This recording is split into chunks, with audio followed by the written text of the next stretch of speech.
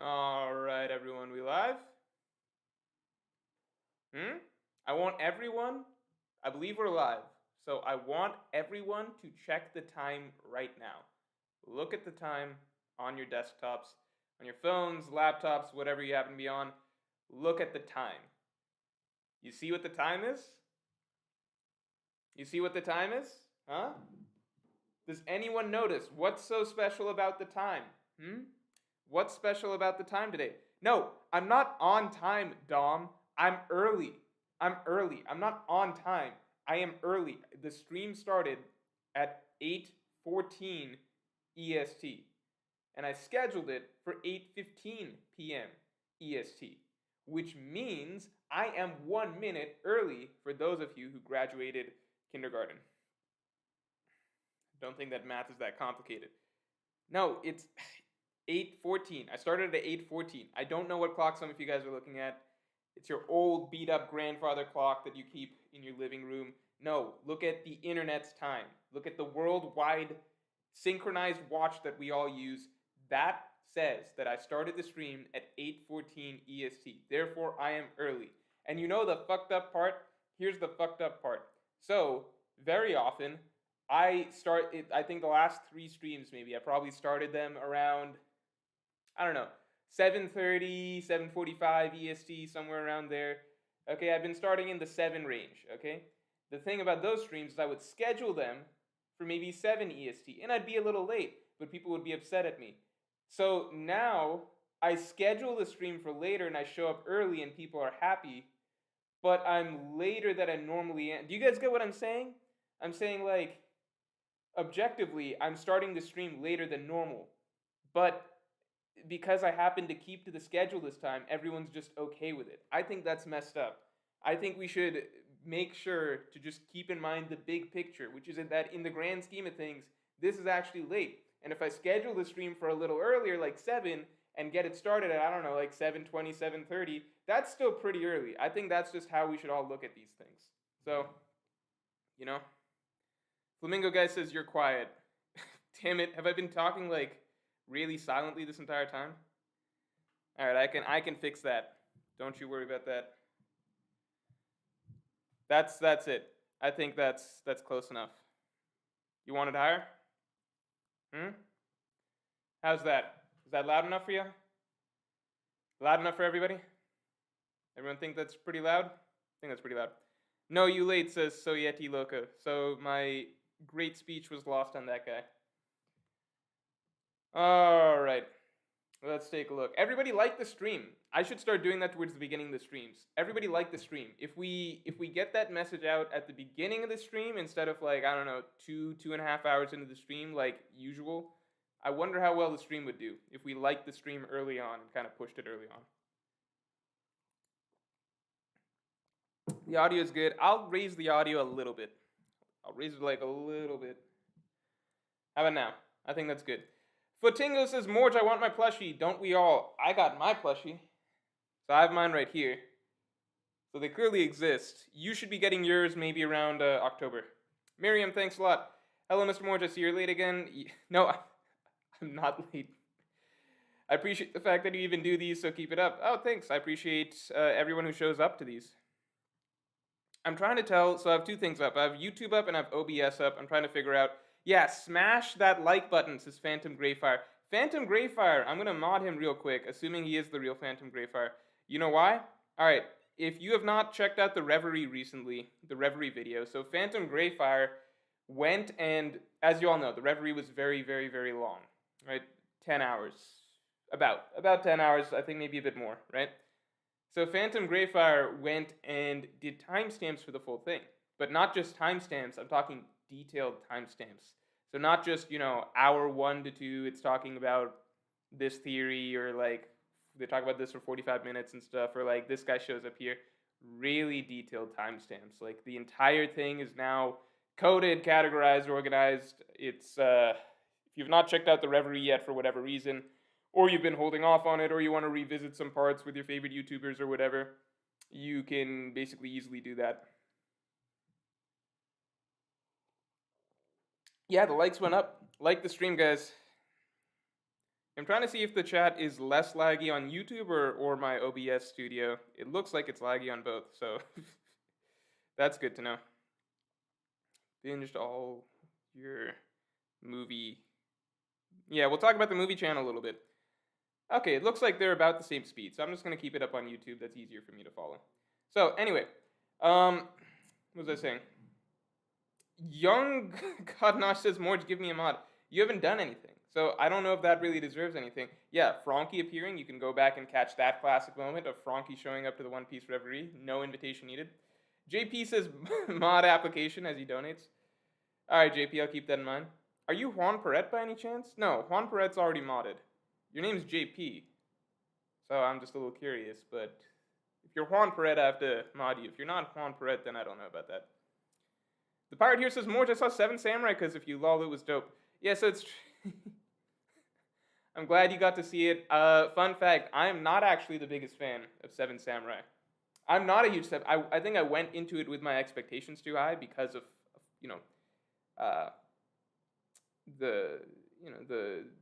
there's a lot behind that movie in terms of significance over the history of cinema, etc., etc. So I think I was a little bit disappointed by 7 Samurai. If you guys know, I mean, that doesn't mean that, I was pleasantly surprised, on the other hand, by Rashomon. So, sometimes your expectations affect how much you're going to enjoy certain things. Because I was getting through, Japanese cinema, basically, right, in my endeavor to learn however much I needed to learn about world cinema. And so I was like, okay, oh boy, Akira Kurosawa, cool stuff. I started with Rashomon, and I was very, very impressed. I immediately was like, okay, I need to do one of the starting videos I need to do for the channel. It needs to be on Rashomon, right? And then I got to 7 Samurai next, and I was interested because I could tell that a lot of Wano was drawing from 7 Samurai, but at the same time, I didn't, you hear so much about this movie, you see it on so many lists, I didn't love 7 Samurai nearly as much as I thought I would. Brim says, favorite character in Wano, love the channel. Okay, that's a good question, because that way I can exclude non-Wano characters. So I'm going to say, characters that were present in the story prior to Wano. How do I say this? Characters that are sort of integral to the Wano storyline that aren't major players beforehand. So let's say no Straw Hats, no Marco. Yeah, if we say stuff like that, no Marco, no Law, etc., then I'd say Kaido's my favorite character of Wano. And then if you want Wano-specific, Wano characters from within Wano, I really liked Odin. It took me a while, but Odin... It took me a solid while for Odin, but I really, really liked Odin by the end of it. By the end of his story, I really liked Odin. My only gripe with Odin is essentially, I think, big one. Big one with Odin is basically the chapter, I believe it was 970? Might be wrong. 970, 969, one of the two. The dancing chapter for Odin. Too fast. That was the one thing. The whole chapter, if you read the chapter, that was the great injustice that was done to Odin, right? I would have loved, it flew by really, really quick. It was really abrupt for me to read in the manga, which was basically, we get this chapter. It actually really disappointed me. We got this chapter. Okay, time to find out what this great injustice Orochi did to Odin was. And the chapter begins with Odin confronting Orochi. And then they go into this back and forth, and then Orochi's like, but then you have to do this. And then we get a few pages of Odin doing this. And then the chapter ends again with Odin confronting Orochi. It's just a little weird. It's like a weird cutaway. It's like confrontation between the hero and the villain. The villain's like, aha, but if you want to get your end of the deal, do this. Cut to montage of Odin doing this 5 years of dancing, and then cut back to Orochi being like, ha ha ha, and I lied. I'm like, what the fuck? Come on, 2 chapters of that. 2 chapters to kind of let that play out would have been amazing. But the way Oda ended it with the boiling, I still think Odin's boiling and everything like that, to me, I think that's maybe the strongest part of, one of the strongest chapters of Wano so far. One of the strongest chapters in post-time skip in general. I think he really got me with how the entire story of Odin ended up. So my only wish with Odin is that we got to spend a little more time with him. And then if you say Odin's cheating, what are some more characters you like from Wano? I'd say I like Kinemon and Momonosuke a lot. And Ashura Doji, but again, if only we'd gotten to spend more time with him. Dom says, weekly tribute, what happened with Film Z? Oh, the question of the day. What happened with Film Z? Alright. Oh my god, okay, so let me explain Film Z to you guys. So the plan was this Saturday to do Film Z. I did a test run Sunday night, and I thought it was good. Uh, Basically, test run basically being running with the Ethernet setup, but also no, sorry, not Ethernet setup. Running with basically Film Z downloaded. Okay, I still have not gotten around to the Ethernet setup because I need a really, really long Ethernet cable. Okay, because my Ethernet thing is on another room. I did not get time to buy that. I'm very sorry. But I did try the flip thing, which is basically downloading Film Z so it doesn't have to play on a website. And it worked fine kind of Friday. Then I tried it again Saturday morning before I started setting up the stream and stuff, and there were just some issues. So I was like, okay, let me kick it to Sunday. Sunday I didn't get time, which means we have to kick it again. But Film Z is definitely happening. I'm very sorry. There's a reason I didn't make an announcement, right? I didn't tweet, I didn't post a comment or anything like that saying Film Z, we're definitely doing it Saturday or Sunday morning. I just put up that poll to see what people preferred. We are still going to do Film Z. I just got to pick the right time to do it. I will put up a poll again, and this time there'll be an announcement before we do the Film Z thing. So I'm sorry about that, but it's coming, I swear. La the God says, do you think Yamato will be reminded of Ushimaru when she sees Zoro, or will Oda not make that a thing just like he did with the Fox dude? So it depends how much. So people's memory in One Piece can be a little selective with who they recognize or don't recognize. I mean, I don't think that's crazy because, you know, Oda, you got to think from Oda's perspective, he might be. Okay, so if somebody looks at Monkey D. Dragon, right, they're never going to be like, oh, Mugiwara Luffy's obviously his son. They don't look alike whatsoever. When you look at Shimotsuki Ushimaru, you do probably, I mean, like, it's even commented on in canon in the story. Kawamatsu recognizes that they look the same. But, you know, it's been so long since you see certain characters, they hadn't seen Shimotsuki Ushimaru in 20 years, that maybe it's not, like, that easy of a memory. However, the fact is, Oda still had Kawamatsu remember that Zoro looks and fights like him. It just took a little bit. I think Yukimaru as well. Yukimaru is a fox. So here's my headcanon speculation surrounding this, which is basically like Yukimaru is a fox. So, you know, animals, they don't recognize people. Take it or leave it, all right? This is my explanation. Animals don't recognize people in the same way that humans do. So Yukimaru, I mean, obviously maybe he works more by smell or so. If you don't like this explanation, that's fine. Obviously, Yukimaru can turn into a human and such. I'm just saying that maybe he's more animalistic. He's an animal at his core who just happens to be able to transform. Therefore, it's not like he would necessarily have to be able to recognize Shimotsuki Ushimaru, okay? So beyond that, who else do we have? The Scabbards, yeah, I mean, it's hard to say if the Scabbards even had much contact with Shimotsuki Ushimaru, so it's not necessary that they would have to recognize him. And Kawamatsu, at the end of the day, did recognize him, but he had to see the similarities in Zoro's fighting style with Shimotsuki Ushimaru's. So that makes sense. So yeah, it all comes down to, is Yamato going to remember or not? I don't know. I don't think it would be weird if Oda had her not able to remember because she was a child. So therefore, it's not like she has to remember that, okay, the face and fighting style of this guy is similar to that guy, you know? But Oda could make a plot point out of it. I think either way, there's nothing inconsistent. You're asking, do I think she will be? I think she will be just because it seems like Shimotsuki Ushimaru was important to her. So I think because if Shimotsuki Ushimaru made a big impression on her, I think that she would remember. But I don't think it'd be weird if Oda didn't have that be the case. One sec. Novaland says, are you going to watch Your Name or It's Not Your Kind of Movie? Not my kind of movie.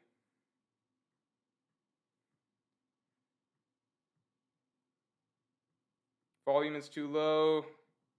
Yeah, let me see. Okay, I can raise the volume a little bit, but I just want to make sure that that's like a consistent claim. Because it seems like not everybody is bothered by the audio, and I don't want to make it too loud. I'll raise it a little bit.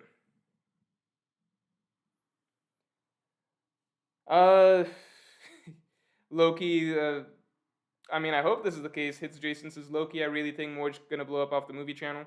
So the movie channel, I'm gonna try not to promote too much on the main channel. I mean, I did the 2 initial shoutouts. So I did it once with the 7 Samurai video and once with the chapter review because it's just the initial grind is so hard. Not that the rest of the grind isn't hard, but speaking as someone who has had to do it from start to finish, just getting that initial momentum going and getting the first 1,000 subscribers, getting the first 100 subscribers, then getting the first 1,000, then getting the first 10,000. That's like a real feat. From 10,000 on, it's still very difficult. I mean, there's no point it doesn't become, like, there's no point where it just becomes easy to rocket to, 10 times as many subs as you have or whatever. But at the very least, getting a starting base where you are getting some core small audience that is watching the videos, and you can judge based on their, you want to be able to get feedback, and you want to be able to get, you want to be able to get feedback, you want to be able to get some degree of traction, and then whether the video goes up or down, it's, it's whatever. So I wanted to shout out the channel just enough that it could get a core starting base. I don't want people subbing to that channel just to support me if they're not going to watch the videos. And that's not like me trying to be harsh or anything like that. It's very much just me being like, yeah, you don't have to sub to that channel just to support that channel. I would rather that channel, it's got the core audience of people who are actually interested in it. And then I would just rather let that organically grow over time. I don't want to force it or try and push people like, go watch that stuff, go watch that stuff, go watch that stuff. If you enjoy it, you enjoy it. If you don't, you don't.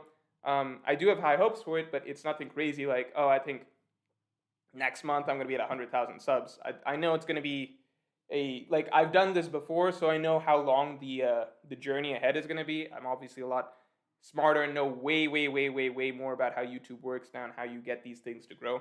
So I'm confident I'll be able to get it to 100K way faster than this channel, but at the same time, I'm not going to force it. I'm not going to over promote it or anything like that. I'm going to work on that as my side project. Not even side project. I want to treat it as basically just as important as this channel. But I'm going to do that at its own pace, one video a week. Yeah, and then just that'll grow as fast as it grows.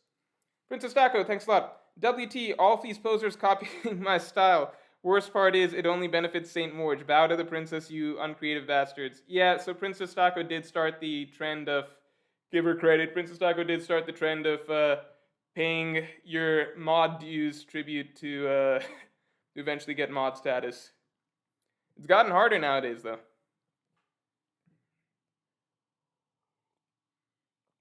Because we've already got such a good batch of mods.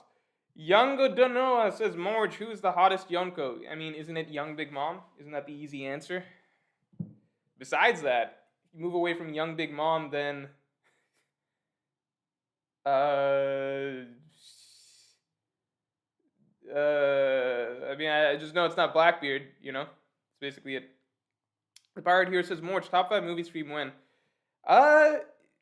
It's tricky. Maybe I'll do streams on the other channel. If I had to do top 5 movies, I don't have a tight list at the moment. All right, I'll say I don't have a tight list at the moment. I have a lot of movies that can make top 5. And that's changing as I watch more as well. Oh, Zrihia says, thoughts on Green Bull theory. All right, listen. Wait for tomorrow's video. Everyone, please be excited. How do I tell you to please be excited? Everyone be excited for tomorrow's video. I think I'm dropping a very, very good theory video tomorrow. It is on Zoro. It is on Zoro. It is on Shimotsuki Yoshimaru. It's on Green. It covers all of that discussion that's been going around in the community, in YouTube comments, in Twitter, and everything like that recently. I think I've got a very strong kind of put together breakdown of everything that I'm seeing kind of around this subject, and I think it reaches a pretty good conclusion. So definitely look forward to that video tomorrow. I think it's one of the better videos, better theory videos that, how do I even say this? There are not even that many theory, are there any theory videos out there on the topic right now? I don't know. It's the best theory video you'll see on the subject of who Zoro's father is. Guarantee, the best theory video you'll see on the subject of who Zoro's father is coming out tomorrow. Watch out for that video. Ninebot says, has Jinbe ever had an interaction with Frankie? Jinbe and Frankie tag-teamed Big Mom. Not in that way, but they may have had an interaction there. I think that's the easiest one I can think of off the top. Aside from that, it's possible when, if you don't know what I'm talking about, it's when Frankie hit her with the motorcycle and then Jinbe flipped Big Mom and rolled her away. Can we stop and talk about that real quick? Because this is one thing that's always bothered me. It's random, but it is something that's always bothered me. I'm of the opinion that there was just a time. I'm of the opinion that Whitebeard was the strongest Yonko. No, I don't want to get into. Okay, all I'll say is this: people used to make a big deal about Whitebeard being weak and way weaker than the rest of the Yonko at Marineford. because, you know, he's old and sick. And I never thought that made any sense because Whitebeard was pitched as the strongest in his prime. So just because he's past his prime, that doesn't mean he's now weaker than everybody else. It just means he's weaker than he used to be, right? So it's not like that makes sense. Okay, but the main thing I'm complaining about is the reason people used to give is like, oh, well, obviously Whitebeard would get fucked up by all the other Yonko because, look, Squard snuck up behind him and stabbed him, you know? If he can get stabbed by Squard, then of course he's not going to have any chance against the Yonko. And I'm like, that's fucking so fucking stupid. That makes no sense. That was a sneak attack. Everyone in the fucking One Piece universe except Katakuri, who has Future Sight on all the time. Everybody else in the One Piece universe can get sneak attack. Because look at this. What do we see in Wano? What's the difference between Squard stabbing Whitebeard in the back versus Frankie hitting Big Mom with a motorcycle? What's the difference between that? If anything, the Whitebeard thing is more excusable because Whitebeard, like, he thought Squard's like his son. So he would have no reason to sense any danger right there. Versus Big Mom was in the middle of battle fighting opponents and stuff, and then she still just gets hit in the... She just gets snuck attacked by Frankie riding a motorcycle. You know? And then Kaido gets jumped by all 9 Scabbards at the same time. People are freaking out about Whitebeard. Oh, look, Whitebeard, he got stabbed by Squard. Kaido... Every single Scabbard on the... You remember Kaido on the balcony? Right? Kaido on the balcony, he's giving the speech. Every single Scabbard got the jump on Kaido. Every single one of them. Raizo stabbed Kaido. Every single one of them from top to bottom was able to sneak attack Kaido. So why is it... It just doesn't make any sense to me. I'm like... If anything, that goes to how invincible Whitebeard was in his prime, where you would never... So according to Marco, you would never expect a sneak attack to affect Kaido. Or affect Whitebeard, right? So if anything, that just goes to show how strong Whitebeard was in his prime. As far as I can tell, being a Yonko doesn't make you immune to sneak attacks. Everybody gets fucking snuck attacked. What about Shanks and the Sea King? Episode 1. Alright, anyway. Let's scroll back up. I don't know why I got so mad about that just now. I think it's just something that occurred to me today for some reason. Aslan says, Morge, I'm sorry to say, but Yamato isn't joining the Straw Hats. What do you mean you're sorry? I've never thought... I don't think she's joining either. What do you mean you're sorry to say? If anything, she'll make her own crew. Keep dreaming, guys. Hashtag Yamato isn't a Straw Hat. I agree, Aslan. Do you think you just killed one of my agendas? I've been saying this for a while. I don't think she's joining the Straw Hats.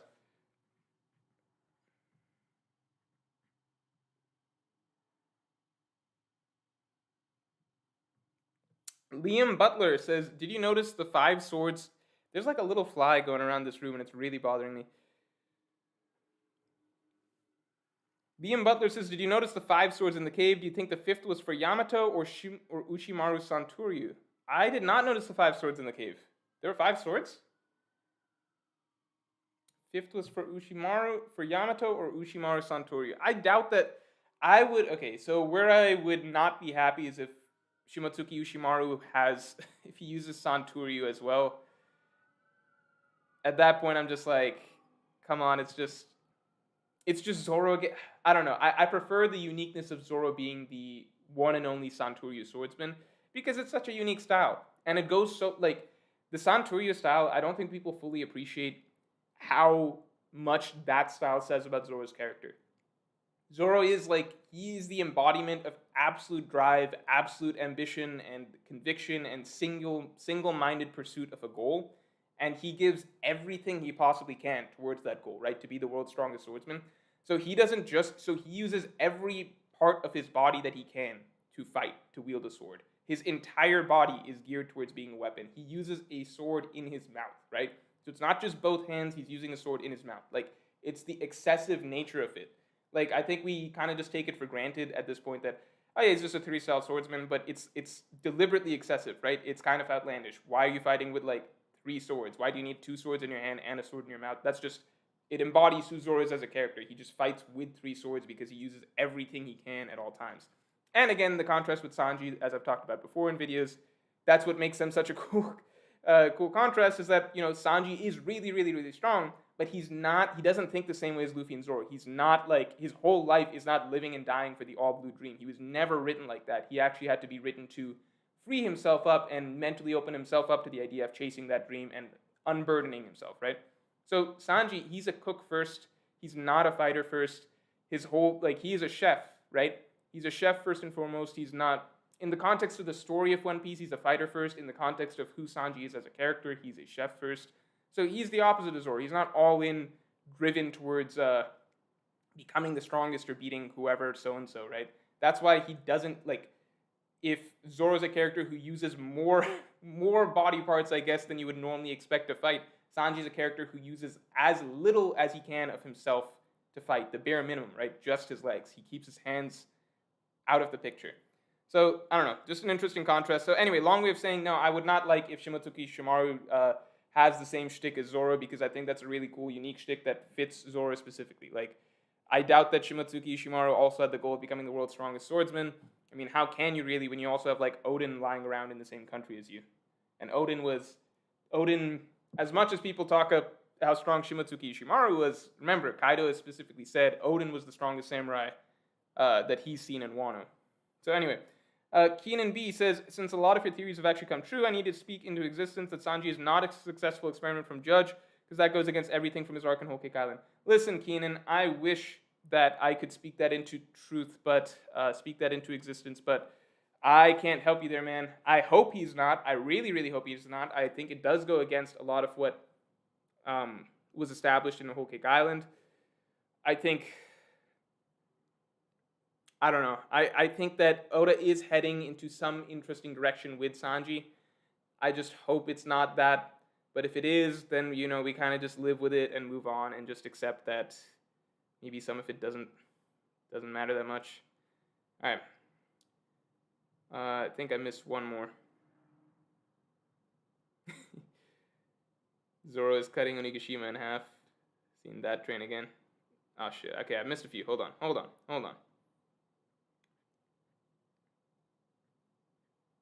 Someone says Raizo didn't stab Kaido, but you get the point. The point being that he got the jump on him, right? Raizo was part of the sneak attack, meaning Kaido did get sneak attacked by Raizo. The point of it being successful or not, like, if he pierced his skin or not a big deal, all right? The point is someone like Raizo was able to jump on, was able to, surprise attack Kaido. Therefore, people need to stop making a big deal out of Squard, because Squard, like, that's the most reasonable sneak attack in history. Literally his son standing next to him, who he thinks he can trust, like, standing literally right behind him. His son, who he thinks he can trust, stabs him. Okay, compare that to, go reread that scene where the Scabbards all snuck attack Kaido, and Kaido had a shit ton of time to react, okay? Very, very, like, that's way more embarrassing. Big Mom getting hit by the motorcycle, way worse look than Whitebeard getting stabbed by Squard. Totally different ends of the spectrum. Keenan says, also to be fair, it was explained that even off guard or not, you can't penetrate Big Mom's skin, so that's something, but I still think Whitebeard is stronger. Oh, okay, so we're back on that topic. Yeah, sure, you can penetrate Big Mom's skin. Yeah, if you want to get into, like, oh, you can penetrate their skin, etc., but that shouldn't really matter, because, if Shanks can lose an arm to a Sea King, but people still put him as strong as Kaido and Big Mom, then, like, the strength of your skin isn't really a factor, I think, at these top tiers. Because the reality is that, like, they're able to affect each other, and that's all that matters. We know how strong Kaido's skin was supposedly, but really it's just invincible essentially to people that don't have advanced Conqueror's Haki. Characters like Whitebeard, Shanks, etc., like other top tiers, they may as well not have that invulnerability, so it becomes a non-factor in those type of fights, right? So the invulnerability is, like, very overblown, I think, at that top level. Young Master says, would Strahd surpass Roger's crew by themselves? It's basically like, yeah, they have super armor, but that super armor only applies to fodder. So, like, why are we judging by how strong you are off fodder, right? Versus something like, if you can be snuck attack, right, then yeah, then you can scale that, because that goes to how good your observation Haki is. And, you know, if you can get snuck attack, like, the argument was, well, like, if Whitebeard can get snuck attacked by Squard, but Kaido and Big Mom can't, then their awareness and senses are better. But no, clearly it's not the case. They can get snuck attack as easily as Whitebeard can get snuck attack. So everything's even Steven in that playing field. And yeah, they might be harder to penetrate, but they wouldn't be hard to penetrate for other strong characters, so it doesn't matter. Young Master says, would Strahd surpass Roger's crew by themselves? Of course, without any alliance support. No, I mean, like, I think the core Straw Hat crew will be stronger than Whitebeard's or Roger's crew by the end of the story. But on top of that, what would make Luffy like above and beyond, like to a whole different degree, really the king of the seas in that sense, as was referred to as the title of Pirate King all the way back in Skypiea with what Luffy said to Eno. If you want to get to that idea as king of the seas, like a true king of the seas, then I think Luffy has an armada behind him filled with other pirate crews, fleet, nations, armies, etc., all coming together behind him. So I think in every sense of the word, Luffy goes above and beyond what Roger was. How many more commander level people are required for that? I don't know, man. That's hard to say. I mean, there's just like, if you stacked up Luffy's entire crew right now, I mean, what does it count as? I've done this discussion before. I think there's a difference between Straw Hat Grand Fleet, which is subordinates of Luffy, and then people that Luffy can call on in help in a battle, right? So if you can call on people for help in a battle, that's just a little different because we don't really know how many people Roger could have called on in help in a battle, right? Like, could Roger have called if Roger decided one day I'm taking down the world government, could he have called up Whitebeard and been like, hey man, we're doing this? So for example, Marco, right? Marco's helping Luffy out right now. But I wouldn't put Marco under Luffy's umbrella. I would just say that's a good friend Luffy has that can be called on for assistance. So, hard to say. I do think that at the very least we never saw a fleet underneath Roger, so it just seemed like his core crew was really, really strong. Young God Noah says, would you let Robin step on you and or spit on you? No, because that's just not my thing. You know, not to say that Robin's not, I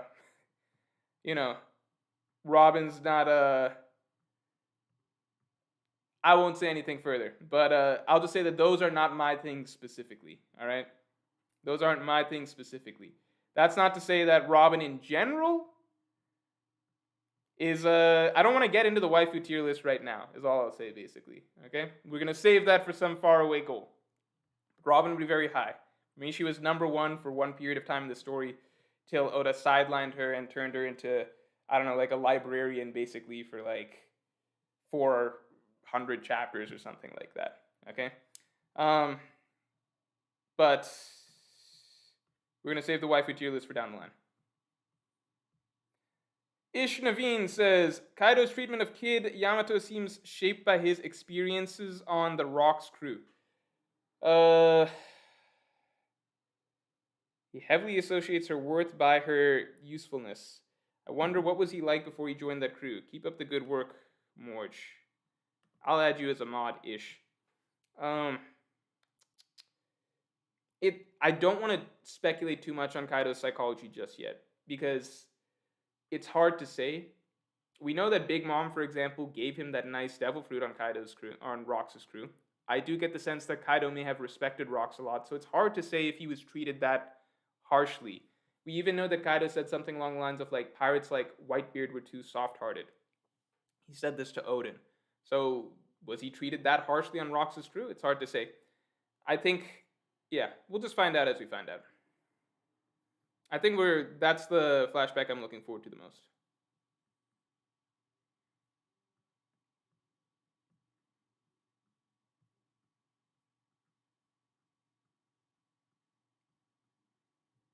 Hold on. I'm catching up, guys. I'm catching up. Wait.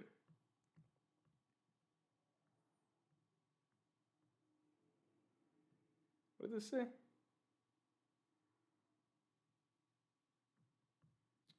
GV says, what are your thoughts on Shinobu's fruit possibly being able to ripen emotional / Okay, so the question is basically, he's asking, do you think Momo's going to be like, mind and maturity of a child, but in the body of an adult? Or do you think it'll be mind of a child in the body of an adult? No, that's the same thing I said twice. Is Momo going to be grown up in every sense of the word, or the mind of a child in the body of an adult, right?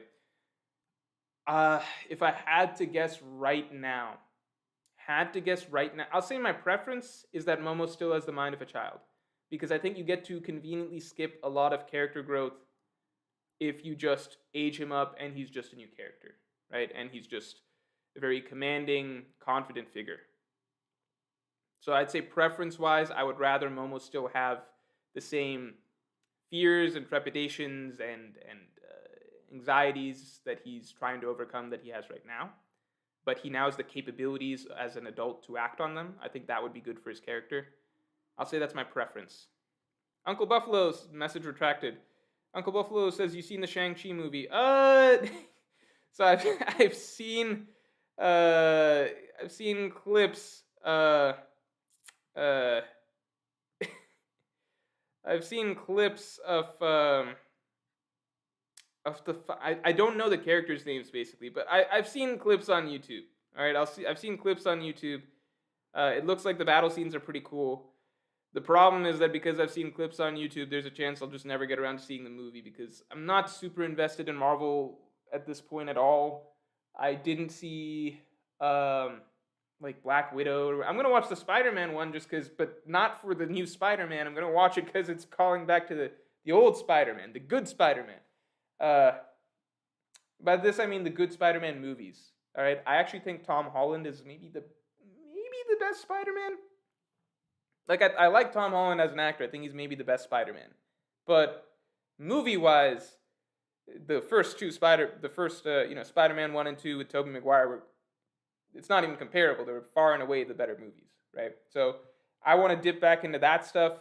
Andrew Garfield's shit, sure, that'll be there too, just for fun. So I think it's a cool concept. That's why I want to watch the new Spider-Man. But besides that, I can't see myself like fully watching a Marvel movie for a while actively unless it's like a social thing and like other people are going, basically. That's basically it. Adrian Hakeem says, you missed my chat. I think I know how Squad felt. No, I didn't, Adrian. No, I didn't. There's no I missed your chat. Just say your chat again and you got a blue wrench and I'll catch you.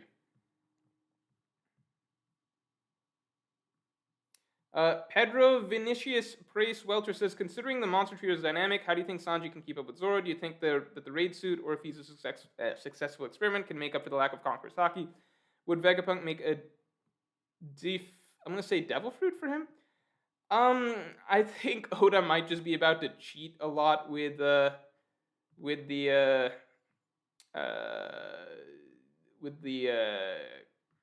Sanji.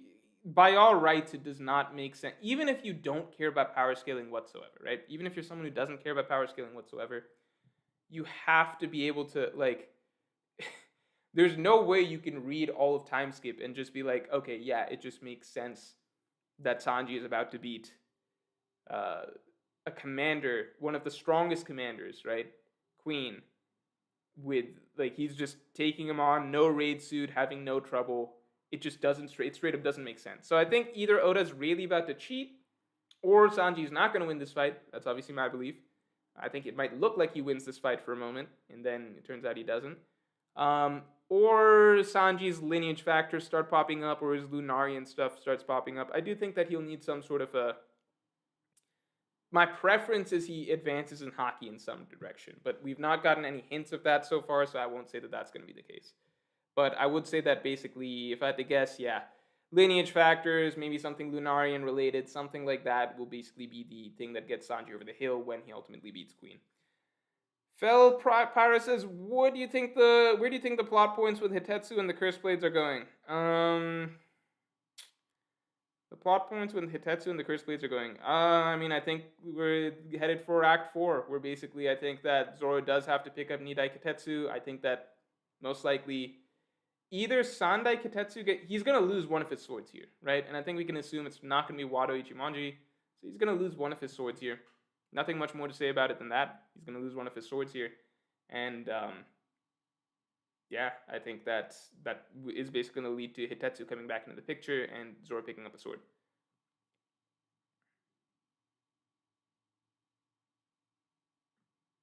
Yeah, if I miss a super chat or something like that, or Anuj Agrawal says, like, just let one of the mods know so you don't have to donate twice, basically. Jinho Wong says, why everyone wants to be a mod. That's hilarious to say when you already have mod status. It's like, why does everyone want to be a mod? It's not so great as Jinho Wong bans somebody. Ninerbot says the One Piece Funimation dub needs to be put to death. Anyone hear Luffy's Gear 4? I did see Luffy's Gear 4th cry on Twitter. So here's the tricky thing. So the Funimation dub is actually pretty good for the most part. Right? Funimation dub is actually pretty good for the most part. The tricky part is that Luffy's voice actor is not good. Luffy's voice actor is not good. And I don't blame the voice actor because Luffy's actually a very, very difficult character to get right. I think it, especially in English, because Japanese, at least to me, as a non-native Japanese speaker, at least listening to it, Japanese sounds like a more naturally expressive language, if that makes sense. Naturally emotive, naturally expressive, if that makes sense. So Luffy is a very difficult character to get right because you have to be able to kind of go all in on Luffy's really like pumped up, raw, powerful, emotionally raw moments, right? But then at the same time, you have to be able to pull off this sort of like ditzy, clueless character without being annoying, which is very difficult. And at the same, like, it's just you have to have this sort of childlike aspect to him. It's just so difficult. I think Luffy's a very, very difficult character to voice properly. I'm really interested to see how they cast him in the live action. Very interested. I think it's a very, very difficult casting decision that they have to make. JJ Ferguson says, with how strong Yamato is, how would their dynamic be in the crew? I mean, Yamato doesn't join. Simplest answer. Simplest answer is Yamato doesn't join the crew. It still surprises me all the time with people being like, well, Odin joined Roger's crew, therefore wouldn't Yamato be joining the Straw Hats crew? It's like, the lesson of Odin's story was not to be like Odin and copy everything Odin did. Odin learned a lesson in that he shouldn't have been out adventuring when he should have been in Wano. Should have been in Wano taking care of his people. All right? Like, it's not, I just don't get why people say like the straightforward thing of like, well, this character did this, right? This character did this, therefore, obviously the character that's following in their footsteps needs to do the same thing. It's like, no, but that's not the lesson. That wasn't the lesson from that character's story. So one, I don't think Yamato joins. If anything, the incessant, like, from day one, Yamato's incessant looped dialogue bubble of saying, I'm Odin, I'm going out to sea, right? That incessant, never-ending dialogue bubble should tell us that there's probably something Yamato has to learn that would change her motivation and realize that life is not, like, her goal in her life should not be as simple and straightforward as, I need to be Odin and go out to sea, okay? So that's one. Two, even if Yamato did join the crew, how would it affect the Monster Trio dynamic? I dropped a full-ass video on this, and we're still going through the same conversations. Yes, Yamato seems very strong. Let's at least wait till next chapter to see if Yamato even maintains this clash with Kaido. We could easily see next chapter she's getting blown back, right? Blown away by, she loses the clash or something, and it doesn't really mean anything in the end. Okay? Even if she does keep up the clash, right? And is roughly equal to Kaido, doesn't change the fact no one is fucking up the Monster Trio dynamic. All right? Those three will always be the strongest in the crew. I don't want to put out more videos explaining this. Like, that, I don't want to put out more videos explaining this. It's just not going to change. Garrett Grissom says, hey Morge, Gear 5 speculation. Since the only two fourth forms missing are speed and power, but second or third are that, what if fifth is second plus third plus fourth gear? No, so the tricky thing is that basically Gear 4th is faster than Gear 2nd. So we saw that against Doflamingo. Doflamingo could follow Gear 2nd. He could not follow Gear 4th at all. Like, he lost sight of Gear 4th. And it's stronger than Gear 3rd.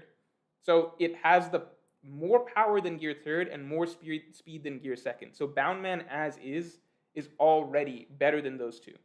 So I don't think it makes as much sense to say, well, Gear 3rd is the power and Gear 2nd is the speed, because Gear 4th already elevates Luffy in those two stats above that, right? And Doflamingo's even kind of getting at that in the dialogue that he's having with Luffy during their fight, saying, like, Luffy's using Gear 2nd against him, he's like, not enough power. He's using Gear 3rd against me, he's like, not enough speed. Luffy uses Boundman, and he just overwhelms him in both power and speed and durability. Doflamingo can't even damage Boundman.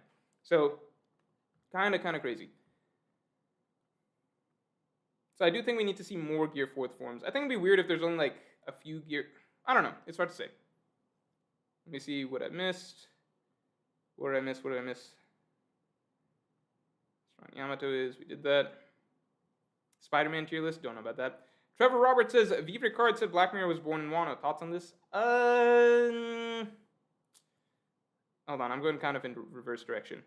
Nick Avalos also says, Mo, do you have any favorite movie directors? Some of mine are Stanley Kubrick, Wes Anderson, and David Lynch, just to name a few. Yeah, you're similar to me. Let me answer this first, then I'll get to Black Maria, just so I can kind of keep an order in my head. Stanley Kubrick was my favorite director for a while.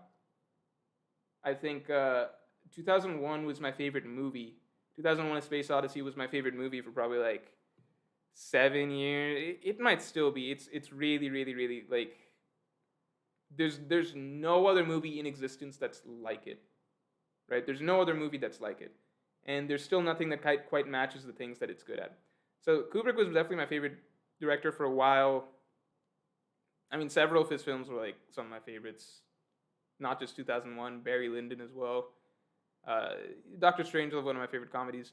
Wes Anderson, super. Okay, no, not okay. I think he makes good movies, but they're just that. I don't think he makes great movies. I think he makes good movies in a particular style that nobody else replicates, and it's really, really his own style, and that's it. I actually really like Fantastic Mr. Fox, one of my favorite animated movies ever, right? So that's one of my favorite picks. But in general, just the cutesy picture book style of his stuff. Partway through the movie, I'm always like, was it Moonrise Kingdom, even Grand Budapest? Like, I'm just like, all right, we get it. Like, I'm done with this, right? It's very much to me style over substance what he does. David Lynch, also one of my favorites. Okay, David Lynch, also one of my favorites. Mulholland Drive, probably top 5. For a long while, it was like one of my top 5 favorite movies. A lot changed for me when I started going back through, because I've watched, by the time college was over, and you take your courses and stuff like that, film courses, etc. I think I'd watched the vast majority of important films by important directors in American cinema. Going through more in depth into world cinema did change sort of. That's why I'm saying I don't have like a list of favorite movies and stuff at the moment, because now new things are being added to the picture and stuff. But for a good while, I would have said Stanley Kubrick probably my favorite director, David Lynch probably my second favorite director. And those two I still really, really, really like. It's just I'm not going to be like, okay, definitely those two are my favorite at the moment. Different movies, different preferences, different days. So Black Maria thing. Born in Wano, thoughts on this? I mean, it didn't really come to anything, did it? What more thoughts do we need on it? I'd say what's interesting is if you believe that the raid is going to fail, then there's some juicy stuff that could come out of it. But aside from that, I don't really know. Because Black Maria, wasn't she a pirate captain? Or are not all of the Tobiropa pirate captains? I'd have to go back and check on that. If she was a pirate captain, it'd be really interesting to see a character born in Wano who actually left Wano, became a pirate, lost to Kaido and came back, or like was beaten into submission by Kaido and came back. I'm not 100% sure how that plays out. Maybe she wasn't a pirate captain. Maybe that is just Sasaki and Who's Who. I think those are the only two that are specifically former pirate captains. And X-Drake, if we still count him. JJ Ferguson, yep, talk to you. Garrett Grissom says, hey, oh, no, we covered that. All right, Freeloader178, great name. With it looking more and more likely that Momo and Yamato will stay in Wano, that's just the variety that you get in the comments. Some people are saying it's more and more likely that Momo and Yamato will stay in Wano. Some people saying like, well, with it obviously being the case that Yamato is going to join the crew. So I don't know, it's just interesting to what's obvious to some people and not obvious to some people. Who do you think is likely to join the Strats from Wano? Maybe Caribou. I don't think Caribou is joining Strats. You guys don't... I think Momo, okay, I'll say out of the obvious choices, I think Momo is more likely to join. Because I don't think that his aging up is going to be permanent. I don't think Oda would do that to him. I think doing the sacrifice is more important than anything. Adam Meza says the last background was more flattering, Morge. What does that mean? What does that mean? What? This background just makes me look shitty? What does that mean? I wanted a less obtrusive background. Not a strip club background like you guys have been saying. I wanted a calm, serene, green background. I still have to order some stuff to put back there so it's not just like, neon lights. But what? This background is perfectly flattering. Leave me alone. Alex says, we know of the... Wait. We know of the trees Adam and Eve. All right? Do you think devil fruits are a product of their combination, or is there a third tree out there? Where is Adam? So here's my thought. I believe, pet theory, I don't think I'm the first person to say this, that the world government has access to a devil fruit tree. I don't think I'm the first... Oh, Vinland's here. Hey, Vinland, what's up? Oh, you guys are really far behind in the chat. Yeah, so I think that basically the tree that goes through from the Eve tree, right, goes from Fishman Island all the way up to the top of the world government. I do think it's possible that is just the devil fruit tree. That's where devil fruits originate from. That's why the world government has such easy, consistent access to devil fruits, right? How are they able to regularly keep these admirals so well fed with convenient devil fruits ready to go? Huh? I think they might have a devil fruit tree. Andrew says, I'm late to the stream. Started from the beginning. I think people overanalyze the Scabbards attack on Kaido. It was a symbolic attack. He saw Odin. Okay, I'm just saying in context of Squard versus Whitebeard. My point is, I'm not trying to say that, oh, Kaido's weak because he got sneak attacked by the Scabbards. I'm saying these things aren't a big deal, right?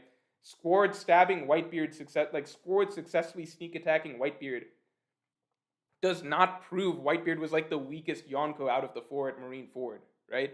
Like that doesn't. That's my only point. I'm saying that that's not a big deal. The people used to hold it up as a really big deal. Why? Because we hadn't seen the other Yonko in action. So it's easy to keep up this image of like, oh, Kaido and Big Mom, they would never they would have been prepared for Squard. Shanks, he would have been prepared for Squard. Like Whitebeard, because he was slipping, got caught by Squard, therefore Whitebeard must be the weakest Yonko. It's like that makes no fucking sense. We haven't seen them in the story so far. How are you gonna know that like Kaido would never get sneak attacked like that? Big Mom would never get sneak attacked by that. Surprise, surprise! When we get to actually see them in a battle, in the same battle, Big Mom gets hit in the head with a fucking motorcycle, okay? And Kaido gets sneak attacked by 9 people at the same time. All right? And they definitely disarmed him and King first. So it wasn't even that much of a sneak attack. All right? They just got him. So the Squard shit I'm saying is really, really minor. I still don't get why people used to bring that up as though it's a big deal. All it meant was that Marco was saying Whitebeard back in the day wouldn't have gotten hit by a sneak attack like that, which means Whitebeard back in the day, his observation haki must have been so good that even a sneak attack by his son, his own son, who's standing a foot behind him, would not have been able to get him, all right? That's all I'm saying. Let me catch up on some of this. I feel like that's the quote of the streams. Let me catch up on this. All right, catching up. Raya says, haven't seen your review, not gonna lie, so I don't know if you already addressed this, but do you think Act 3 will end in 1025? No, I think Act 3 will end in 1032. Adam Meza says, hi, future me and present Morge. Yeah, I'm lagging behind on these super chats, huh? Joshua Scott says, Odin's lesson wasn't not traveling. It was not shouldering the burden on his own. He declined the Roger Pirate's help, didn't tell his vassals anything. No, it's more holistic than that, right? And I've talked about this. I've covered what you said in my Odin analysis video. Yes, part of Odin's flaw was basically he did everything on his own. Took all of that burden on his own all the time that he could, right? I even drew parallels to this is something that we see very commonly from Zoro throughout the series, okay? But it is more holistic than that, right? Was Odin a good leader for his people? No. He was not there for... Odin's whole thing was that he was a king, a conqueror who did not want to lead, right? Whitebeard's even telling him, you don't look like you're someone who would follow other people. Everyone keeps trying to push Odin into this position of, he's the natural shogun, he should be the shogun of Wano, etc. Odin just wants to go do his own adventures. He does not take that responsibility of being the shogun of Wano. He specifically says to Orochi when he comes back, right? This is not me making shit up. He specifically acknowledges when he gets back and says to Orochi, I did not want the throne of Shogun for myself ever, but I realize now that it would have been better if I had taken the throne than left it to someone like you. Everything that happened was because Odin went off on his own. He should have been there for the people of Wano. In the end, he did do a lot for the people of Wano in his own way, right? But that way was also ultimately flawed in that he took the burden exclusively, okay, I missed my chance as a leader, now I'm going to take this burden upon myself, suffer for the people of Wano so they don't have to. That turned out to be wrong as well. So Odin, while as strong as he was, as capable as he was, he was deficient in 2 major categories, right? In terms of how he handled things, taking everything upon himself when he chose to, and in his approach to leadership, which is, I don't want any of that, that's not my responsibility, that's not me, I'm going to go do my own thing. That was his old thing, right? I'm going to go do my own thing. So, yes, Yamato is not going to have this realization that, everything Odin did was correct. Therefore, if Odin wanted to go out to sea, I should be going out to sea. That doesn't follow. Azil Dosanjh says, I've been reading I've been writing on hashtag Smoker for Nakama pretty hard. Thank you for the support. Thank me for the support? Thank me for the support? No, other way around. I'm thanking you for the support. Smoker for Nakama is my baby. I still believe Smoker is showing up in Wano. What are your thoughts? I believe so as well because I believe the Marines are going to make their way over to Wano, I think, post Act 3. Captain Face says, you see Tenguyama's age was changed to be the same as Sukiyaki. That theory kind of confirmed now. He will help in the real final battle like Riku or Gonfall. I like that you said the real final battle. I'm just saying, guys, again, I have to put a full video together so you guys see all of the loose threads that are still there in Wano. But it's so much minor stuff. Hitetsu's sitting out this battle, right? Hitetsu's not here. And Hitetsu turns out to be Sukiyaki. The sword. The sword doesn't even have the proper sword set that he's supposed to have by the end of this arc. He doesn't have Nidai Hitetsu. There's just so many, like, these are just small examples. Nanobot says, anybody else getting Wano fatigue? Oda blueballing us with Sabo and Shanks. So much more interesting stuff happening outside of Wano in Reverie. I don't know. I mean, I think we'll get to the end of Act 3 soon, and then we'll take a look. Oda does a good job cutting in and out, right? So, same way we got some stuff between Act 1 and Act 2. Same way we got stuff between Act 2 and Act 3. We're going to get some stuff between Act 3 and Act 4. Benny Maru says, chicken tikka masala or biryani? Masala. I actually don't like chicken biryani. Jared calmly says, with the main players of Wano being brought center stage, do you think they will watch Luffy use his trump card, gear forth with Conqueror's Haki and lose? Bingo, Jared. Bingo. I also think that the way I'm assuming is that basically if Oda wants to put on a show where Kaido gets to show everybody that Luffy loses, otherwise, what's the real reason to bring everybody to the center stage? Why is Oda having everybody gather center stage, right? If it was like to get everyone up to the rooftop to fight on the rooftop, Oda would have just done that if he wanted the Strahds fighting on the rooftop. But he's getting everyone to the middle. To me, it makes a lot of sense, the idea that if we imagine that Onigashima is going to come down by the end of the arc, right? If we imagine the idea Onigashima is going to come down by the end of the act, I like the idea of Kaido basically, the force of Kaido defeating Luffy basically like hits the ground of Onigashima so hard that it brings the entire castle descending from the sky.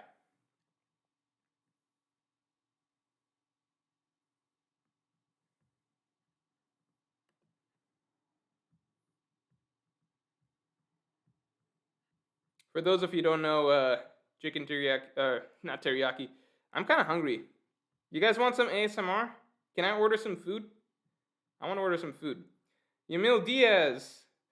Lost Crew has a polar theme. No, I was saying chicken tikka marsala versus biryani. Those are two Indian dishes, if you don't know. Everyone knows tikka marsala, but I say marsala? Masala. Sorry, I'm thinking of chicken marsala, the Italian dish. Lost Crew has a polar theme. Caribou are reindeer, and Yamato looks like an Arctic wolf with the zone. Will Caribou and Yamato join the Heart Pirates? I mean, if they make Yamato captain, there's no way. I don't think Caribou's joining that crew. If they make Yamato captain, there's no way Law is going to be... Yamato, as it seems right now, there's no way Law would be... Law is not fit to be in charge of Yamato. Law doesn't even have Conqueror's Haki.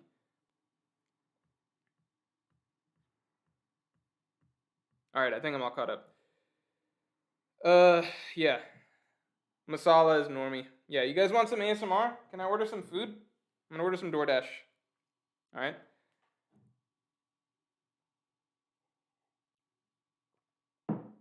Red Snitch Shanks donated. Thanks. Love your vids. When the raid inevitably ends in success, no, should we expect more content thereafter, or will you be going into a self-imposed exile? Listen, we don't even have to discuss that question because we all know the direction the raid's going. However, if by some strange twist of fate, let's say Oda is struck by lightning and some random person off the street is forced to complete the story of One Piece, right? In his stead. So Oda's struck by lightning. He can't follow through and make the raid fail. He therefore has to... Why can't I just hit reorder? Okay, there we go. Therefore, the pen gets passed down to, I don't know, random delinquent on the street. All right? And he seems to think that, hey, you know what? This is good enough. The arc's good enough as is. You know, no need for real character arcs or anything like that for the Straw Hats. They got some fights, not good fights, but they got some fights. Let's just end it here, okay? So this guy just decides to end it. And so let's say hypothetically in this universe where the raid succeeds, in that universe, what happens? Yeah, I keep making content. I have to obviously put out a huge apology video and basically own up to it and have people make fun of me for like 3 years or something like that until people let it go.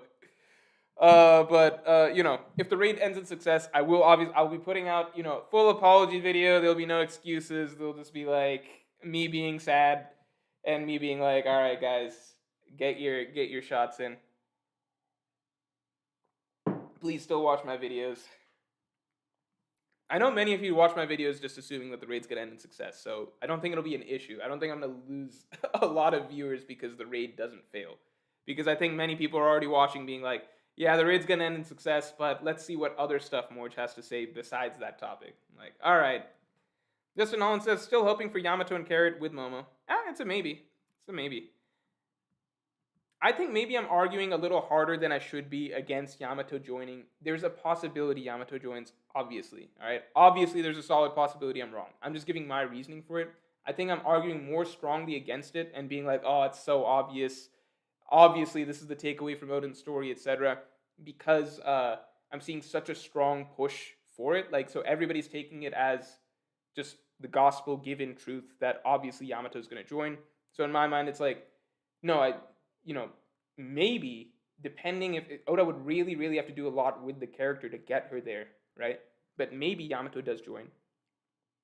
But I'm just a little blown away by the fact that like so many people just take it as, well, clearly this is the one. Obviously Yamato's going to join. How do we know she's going to join? Well, she said she wants to join, and she said it like 30 times. Therefore, she's got to join. I'm like, if anything, doesn't that kind of go to like a weird mental state for the character where maybe we should be examining how that character is actually going to play out over time, and if maybe certain aspects of how she thinks need to be changed or developed, maybe a little maturity or perspective. Edward Roman, what's going on? We haven't seen you eat Mexican food yet. Do you like it? I'm sure that you could recommend some good Mexican food places for me, Edward. But at the moment, I just actually ordered sushi. I like Mexican food a lot. I think that it's one of those things where, at least in the area I'm in, there's good access to Mexican food, but there's so many options that it's hard for me to pick. Please do not chat or super chat a good option for me to pick, actually, if it's a local thing, because we don't need that getting out. But if you could hint at it or something, I don't know. Aryamon Luffy says, I think Onigashima will fall and many will die. I don't think many will die. Like, I never imagine civilians dying in One Piece that much. Okay, unless it's a flashback like Ohara, I don't imagine civilians dying. So I do think that Momonosuke is going to be able to prevent Onigashima from falling, at least for a while, giving civilians enough time to escape, which thereby gives him a lot of credence, authority with the people of Onigashima. They see him as a leader going forward, okay? Groovy Zeno says, do you think Law Kid Pirates will do anything to keep up with the Straw Hats by the end of Wano, or will the remaining Yonkos be the Straw Hat only comp? Please go watch my theory on why Killer will die and what that direction that would take for Kid and his crew. I would just say it right here, because yes, I do see like a very definitive idea in my mind of how Kid would be able to definitely keep up with the Straw Hat Pirates. It's kind of too radical for me to drop here on stream just because it sounds so unsubstantiated without like a wealth of evidence behind it. So I encourage you to go watch the video. It's why Killer will die. You need to kind of watch that video because it's a two-parter basically. I mean, it's all in one video, but if you watch the full video, you get my argument for it. And like, I don't think it's a bad argument, okay? For the direction Kid and his crew will go by the end of this arc, okay? And it does ultimately lead to Kid being very, very much in line with Luffy in terms of competition for Pirate King. So, yeah, please watch that video. I would explain it in depth here, but it's one of those rare things where it's just, it's too ludicrous to explain in stream format without me having access to a bunch of panels that I can show you guys. Dared Orphan 3019 says, if the raid ends in success, do your apology video in a Nami cosplay. It's already going to be bad enough. It's already going to be humiliating enough. Why do I have to do it in a Nami cosplay? You guys can't be happy enough seeing me be upset about the raid failing? Joshua Evans, thanks a lot, but you didn't have anything to say. Uh, if you had something to say, just type it, and hopefully the mods will catch it and be able to tell me what you wanted to say.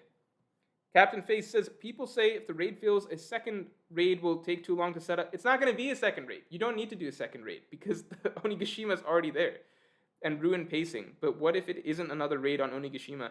If you think Onigashima's pacing has been good, I don't fucking know what to say. What is there to ruin? How would it ruin pacing? What is it ruining? You think the pacing's been golden so far, and like, oh no, if there's another raid, that would really, there's another battle that would fuck up the pacing. But what if it isn't another raid on Onigashima, but an all-out war within each region of Wano? Yeah, I mean, I think that no matter what, it would have to be, it would have to be in the mainland of Wano, right? Because Onigashima is no longer a separate island. So within each region of Wano, that's a little tricky because that's kind of a crazy scenario, but that's a really cool idea that you're throwing out there. It would be even more spread out and hard to follow than the Onigashima situation is, but I think that's a really, really cool idea. And beyond that, I think just in general, I don't get the argument that it would ruin. If you want to say it would ruin pacing, I literally don't get the argument people have for that, because if you actually reread Act 1, Act 2, Act 3 of Wano, the dramatic momentum going into the raid on Onigashima is only on the Scabbards end. So there's actually zero dramatic momentum going into the raid from the Straw Hats end, which is a big deal. So there actually isn't much that's been, if anything, it makes more sense to me that the raid is kind of a close to a lot of the Scabbards storyline, and the event that actually creates some dramatic momentum for the Straw Hats end, for them to have something to get back up from, similar to how the Scabbards had to get back up and fight against the Beast Pirates. This would be the Straw Hats, the event that basically shakes them up, forces them to have to get back up and fight for something, right? Because there's zero dramatic, like if you go back and reread the acts leading up to Onigashima, even just the Straw Hats in the chapters at the beginning of Act 3, there's nothing there.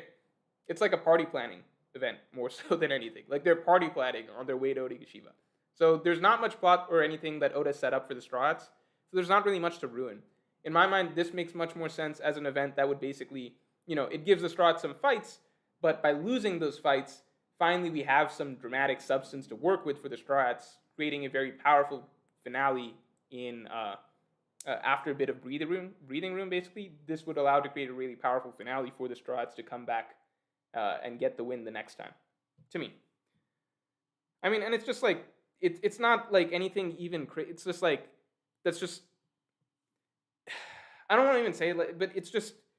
It's not even unique to one. It's just storytelling 101. You need a low point in the story. You just always need, like, there's any story, any movie. Think of any movie you've watched, any book you've read, any One Piece arc you've looked at. There's always a low point in the middle of the story. That's just that there has to be to create a sort of that's how dramatic momentum works. Set up, have some sort of low point or point of struggle, basically, to build dramatic momentum heading towards a finale and resolution. So at the moment, that low point simply doesn't exist as far as our protagonists are concerned. So it doesn't make sense that it would ruin the pacing. There's nothing to ruin. You get what I'm saying? Fatinga says, I gotta blame you, Morge. I decided to stop reading at 10:13, and to this day, I've not been able to stop and secretly watching reviews. Thanks for nothing. What? What do you do? I didn't know someone like you existed, man. Why are you not reading One Piece and instead watching my chapter reviews? Go read One Piece. What? Who doesn't read the series but goes and watches my reviews? I'm not even going to say thank you because I feel like I'm encouraging some sort of mentally insane behavior. I'm not thankful for this. Go do yourself a favor. Go read One Piece. It's much better than listening to me. Joshua Evans says, shout out to the Big Mom BBW appreciation community. When did I say... What? When did I join that? When did I join that community? When did I join that community? Benny Mara says, which character would you have liked been Indian-based other than Jinbe since you don't like him as much for being plus size? For being plus size? That's not why I don't like Jinbe. That's not why I don't like Jinbe. And I do like Jinbe, for the record. I don't like him as a Straw Hat, but I've even come around him as a Straw Hat. I just didn't like him as a Straw Hat for a long while, right? With Jinbe, Another character being Indian based. Would you believe me if I said I literally don't care? When I say like, oh, Jinbe has to be my favorite character now, I'm saying that as a joke. Okay, you get that? Like, I gain no more or less attachment to a character based on them being Indian. It's not like I found out Jinbe is based on being Indian and I was like, oh, now I literally have to like this character. Now I like this character a lot more now. I don't care. I literally don't care. That's never been. I understand why it is for some people. You want to see yourself represented and stuff like that. I get that, but to me, the One Piece world, like there's no race, and I've just never personally been a person. Like I grew up, all of the movies and TV shows I watched. I personally am just for me personally. I never felt hard to connect to or need like if there was an Indian character in the story, it did nothing for or like less or more for me. I've literally never been like, oh, I can't connect to this main character because they're white and I'm not white or something like that. So that's me personally. That's not to say anything against any of your experiences. If I don't know if you're a certain race and you're upset that you don't see enough representation of your people or whatever, I get that. Yada yada yada. But like for me, it literally doesn't do anything. And I would very much like if the One Piece live action comes around and like they like race swap or something and we're like, you know what, Zoro's Indian now or something like that, I would legitimately not be happy about that, and I would not want to see that because it would feel like just an enforced attempt to try and make me feel more represented when I didn't ever fucking ask for something like that, and I'm like, that's not who Zoro fucking is. So take that as you will. Justin Holland said, "Where is War Video? You human over raid. You're human over when is War Video? Your human over raid theory. I don't even know. It's not a sentence, Justin. Your human over raid theory. All right, Justin's drunk. Someone get him out of here. When is War Video? When's Marineford Video? I'm trying to get it out by the end of the month. All right, trying to get it out by the end of the month. Your human over raid theory. I don't know what you're talking about there.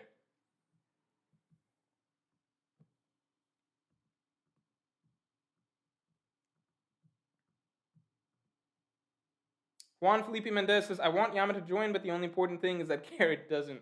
All right, cool. Jinho Wong says, like the stream. I agree. Let's get some likes in there for that stream. Joshua Evans says, Kobe won't need a Devil Fruit because his hockey will be on par with Luffy's. Thank you, but I didn't. I think that's the first time Kobe's been mentioned this stream. And I don't know how many people push for Kobe getting a Devil Fruit, so yeah, I don't think Kobe needs a Devil Fruit. Chris says, if the Straw Hats lose now, already having gotten their power-ups, how did they turn around and immediately win the next time? I mean, what power-up did Frankie get? What power-up did Usopp get? What power-up did Jinbe get? What power-ups are you talking about? Robin, I think, is the only one that showcased something. Robin is the only one that showcased something new. But that's a power-up that she developed already, right? So she had that in the bag and pulled that out here. So if anything, that's kind of like more so the fact that Robin has never gotten to show. Like, Frankie's gotten to show his laser. Everything Frankie did in this fight, he's shown before. So to me, if anything, that says that, like, the fact that the Straw Hats are all doing stuff that is nothing new so far, to me, that suggests basically that, like, we should be set for... Wouldn't it make more... At least to me, right? To me, it makes more sense that they would... The fights that they get in this arc, as the arc where everyone's getting their 1v1s, what's more climactic is them having to develop something new over the course of the battle, and that's kind of what we used to see in Straw Hat fights, right? So think back to Annie Slobby, think back to Alabasta, etc. Nami got Zeus, but Nami's had Zeus, so again, nothing really new. Zeus was homing this time, but again, Nami didn't even get a fight, so actually, we can't even really count Nami, because Nami didn't get a fight. So if anything, Nami, bottom of the list, she needs her fight. So, you know, if she basically put ulti down with zero effort, which is what the homing Zeus was, I would expect that we need a good fight for Nami. Frankie, no new power-up. Usopp, no new power-up. Jinbe, no new power-up. Robin finally got to show what she'd actually worked on over the time skip. So Robin is really more so like catch-up, right? She's the Straw Hat that had... She didn't even get to show what she gotten out of the time skip yet. So, yeah, I think that if anything, it makes more sense to me that we haven't gotten the power-ups for the Straw Hats yet. Mario Castillo says, Morge, I also don't read the chapters and watch your vids. I'm technically in chapter 736, and I keep up with One Piece through chapter reviews. What is who? What? What? What? Okay, I'm not trying to be mean, guys. I do appreciate that you guys watch the chapter reviews. Um, I do appreciate that you guys watch the chapter reviews in my videos, even though you don't actually follow the series per se up to date. But you're just very confusing people to me. I guess I'll say that. I'll take it as a compliment. Thank you, and please do continue watching, even though I do feel like, as I said before, I'm enabling some sort of insane behavior. The Captain Face says, Mount Fuji's role in Wano may be his time bomb of the arc. Mount Fuji is active volcano. If I recall, Mount Fuji is an active volcano. Orochi tried burning down Onigashima. If you tried to make Mount Fuji erupt, burning all of Wano, no army, but still a threat. The thing is that, no, that's an interesting idea. It's just that, is there like a way to stop that? I don't think that there'd be a way to stop that. Usually the ticking time bombs are kind of related to something that is like fixable. So, for example, the Alabasta bomb, a literal ticking time bomb, very fixable. NL making the Raigo, defeating NL solves that. Doflamingo the birdcage, same thing. The Buster Call, they were able to escape. But the Mount Fuji volcano situation, that's a new one. I don't really know how they get out of that one. Jimmy Striker says, Sup Morge, your coup. Thanks. Favorite character? Can't tell you that. People will call me biased for the rest of eternity, but I appreciate. I can do something as a makeup.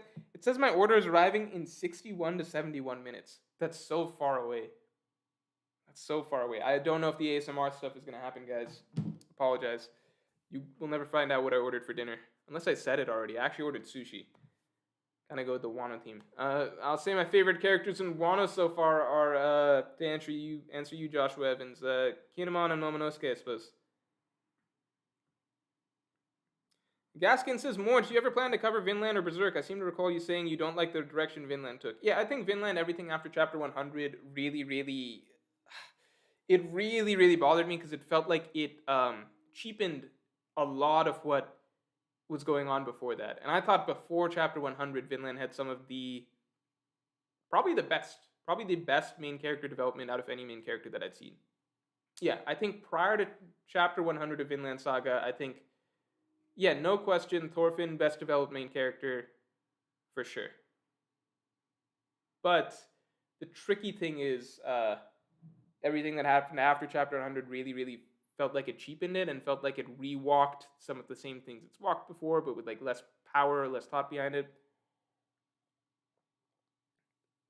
As for in general whether I want to talk about other manga series, I probably won't talk about Berserk because the series of what happened with that series, and it's just talking about the series after what happened with the series. It's just like, what am I getting out of that? You know, like I get my thoughts out on it, but like I would rather just kind of close the book, figuratively, literally, on that series. Yeah, it's tricky. Other manga series I definitely wanted to talk about. Okay, so Inside, right? Different things you want to talk about, so little time. If I could have it my way, this channel, I'd be able to talk about One Piece primarily, but at the same time, talk about other manga series however I saw fit. But at the same time, the way that I want to do things, One Piece is the only series. One Piece is the only series where I want to talk about it just in general, right? So I want to throw out theories regularly, discussion points regularly, talk about chapters regularly, etc., right? Other series, like a Berserk, like a Vinland, etc., like a Chainsaw Man, I have more so stuff that I want to do video topics on, basically analysis videos on, breaking down an arc, breaking down certain themes of certain series and stuff like that. I want to do more in-depth videos on those series, right? But I wouldn't want to talk about it like all the time, if that makes sense. So One Piece is the only series where I want to do both. I want to talk about the in-depth stuff, but I also want to do general discussion and general just spitballing of ideas and everything like that about the series. So if I had it my way, right, but YouTube is not so kind, I'd be able to do all of my One Piece stuff as usual, but then also once in a while be able to do a singular video topic on something else and not have that be a total bomb video, right? Like do terribly poorly because no one's interested in it. I mean, if you look at Ohara's done a good job branching out with Jujutsu Kaisen, but Jujutsu Kaisen was kind of an untapped market at the time that he started getting into it and doing analysis videos, and he had to experiment a lot. He had to experiment. He had to do things consistently. So consistent, never stopping what he was doing with One Piece. Kept doing the analysis videos for One Piece, and then he had to build some momentum with doing video after video for Jujutsu Kaisen to kind of grow that audience as well. So it's hard to just be like, okay, today I feel like doing Berserk. Maybe 3 weeks later, I'm like, I feel like doing Vinland Saga, etc. These videos take time, especially the way that I do them. They take a lot of time. So it's hard to do all of that. And I got a second channel going, movie channel, right? And YouTube is not my only focus in terms of work. So YouTube is part of my work, but it's not all my work. So, can't do everything. Gashan Abunara says, favorite Tobiropo members, can you rank them if possible? I can definitely rank them. I like ranking questions. One sec. Let me get Joshua Evans real quick. He says, I think Kizaru will appear in Wano. Him wanting to go won't be ignored. Yeah, I think so as well. Also, some of Kizaru's moves, correct me if I'm wrong, better Japanese knowledgeable people, but some of Kizaru's moves are based off of like Japanese lore. So that's something to think about as little evidence for him showing up in Wano.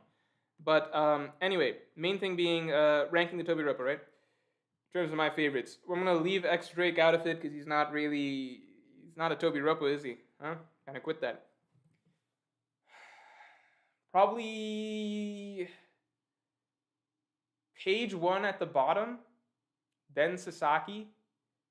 I liked Who's Who. Ulti, Who's Who, Black Maria, Sasaki, page 1. How about that? I like that.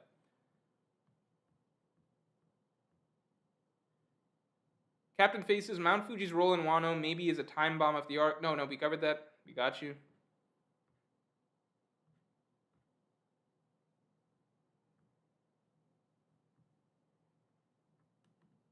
One second.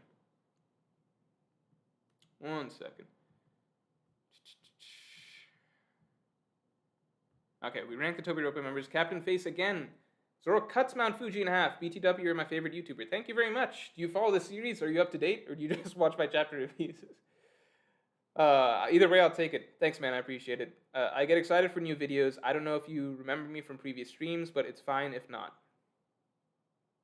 You know what, Captain Face? You said something very kind to me. So I'll make you a moderator.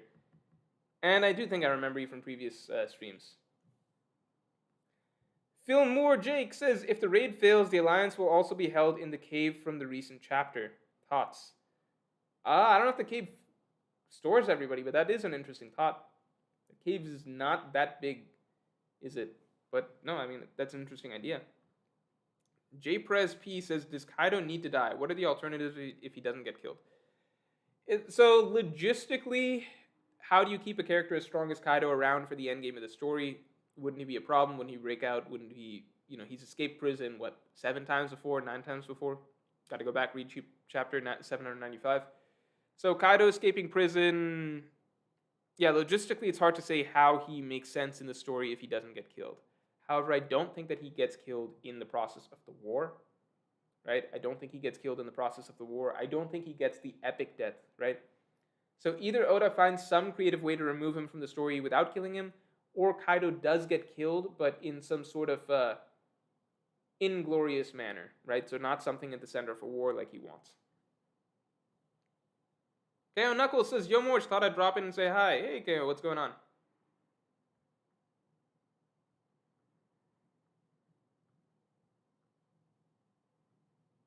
Thanks for dropping by.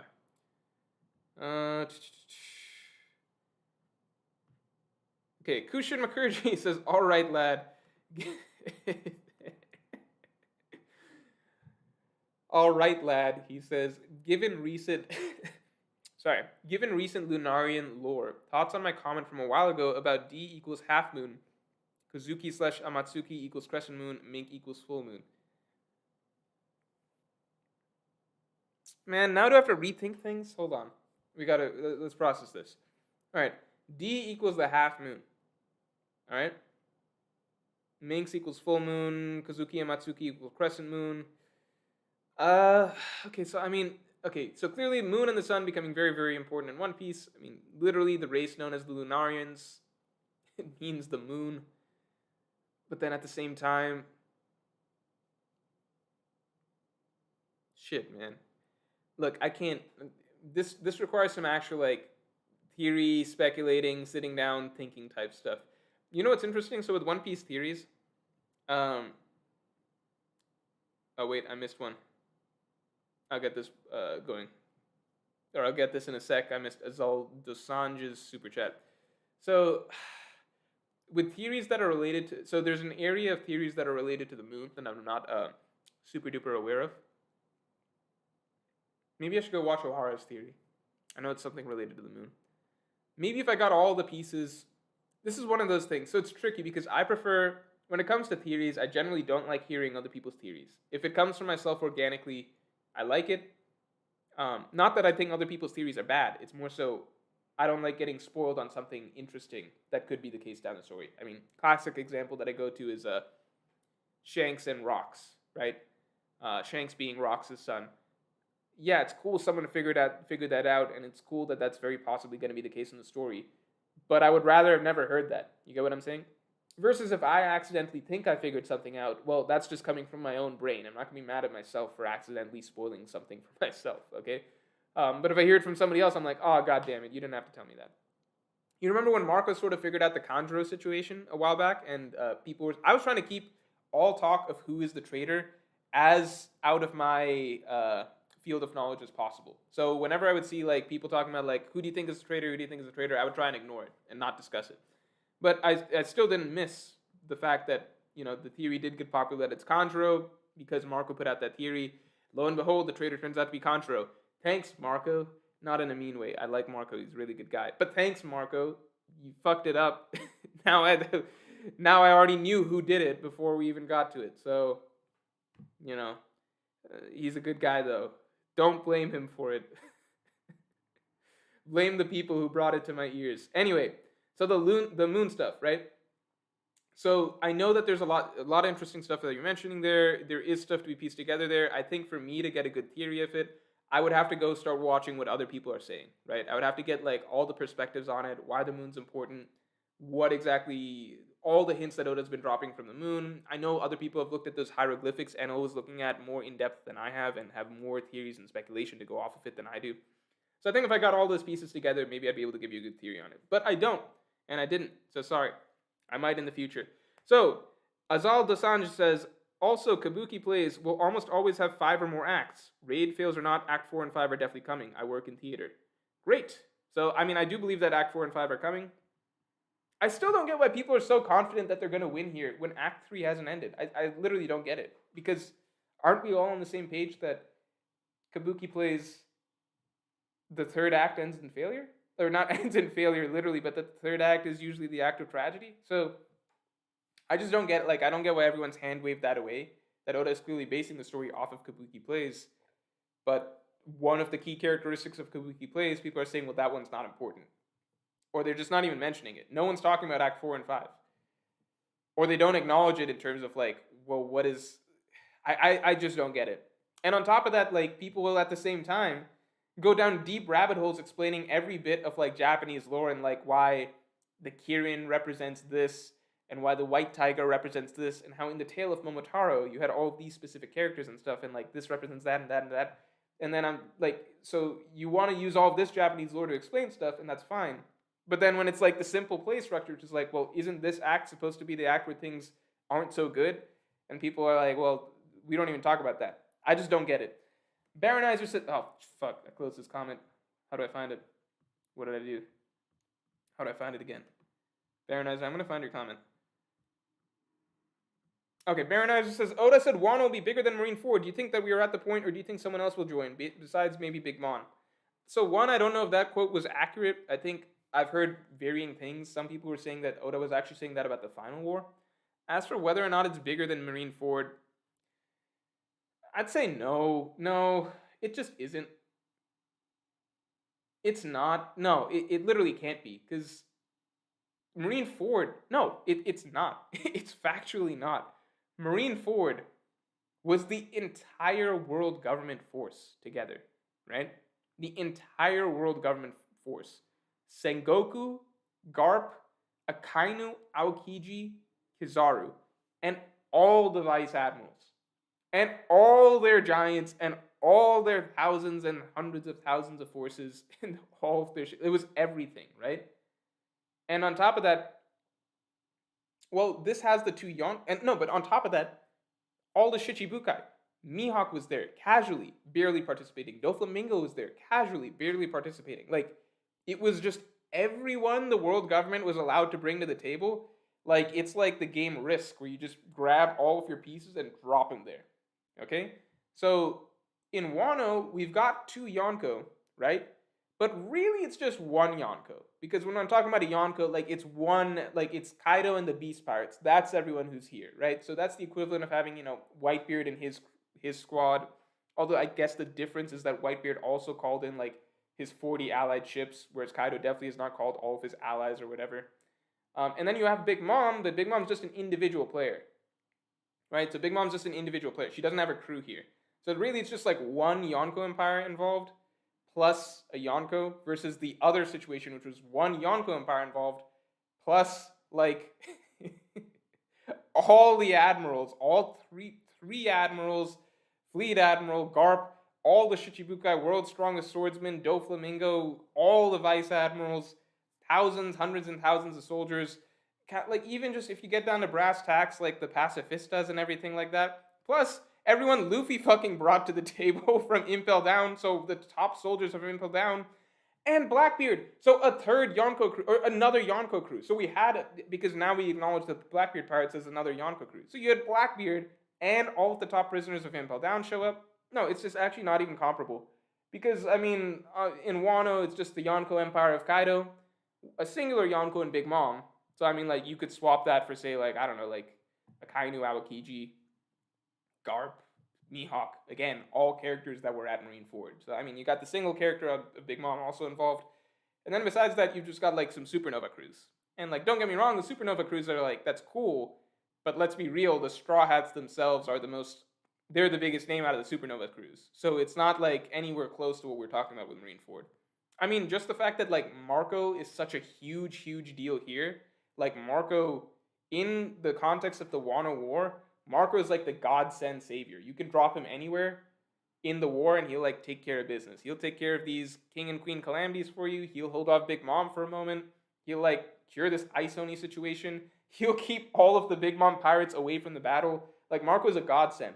In the Marineford War, Marco is like, he's kind of getting the shit. Like, that should just tell you kind of the scale of the war, like the differences in what was going on. He was putting in work, right? Like, you saw it against Kizaru early on and stuff like that, but like, as the war progressed, Marco's getting injured, rough and tumble, like, they're definitely getting overwhelmed, right? Like, keep in mind, okay, best way to think about it. Best way to think about it in terms of the scale of what's going on here versus Marineford.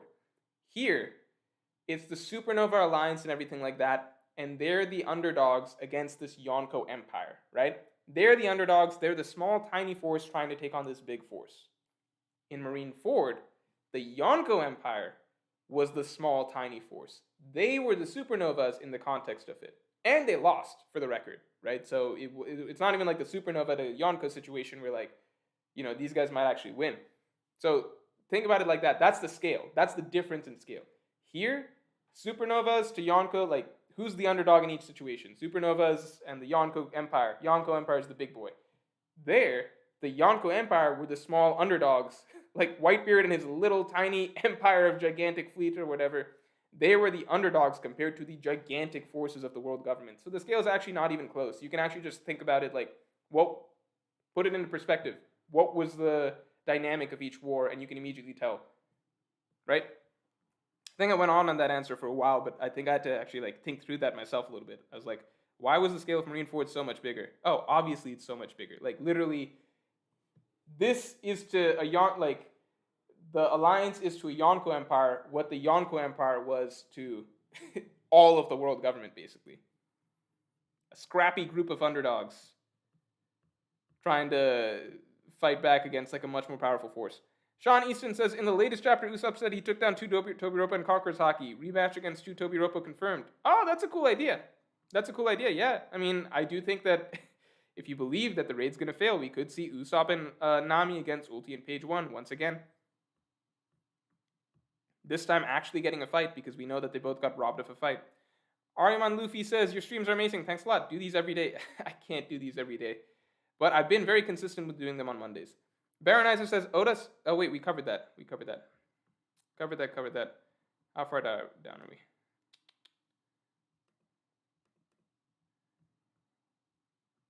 How far down are we? Ariman says, raid will fail and you will earn God status. Fire. Thanks, I hope so. Fingers crossed. Fingers crossed, man. Shit, what am I missing?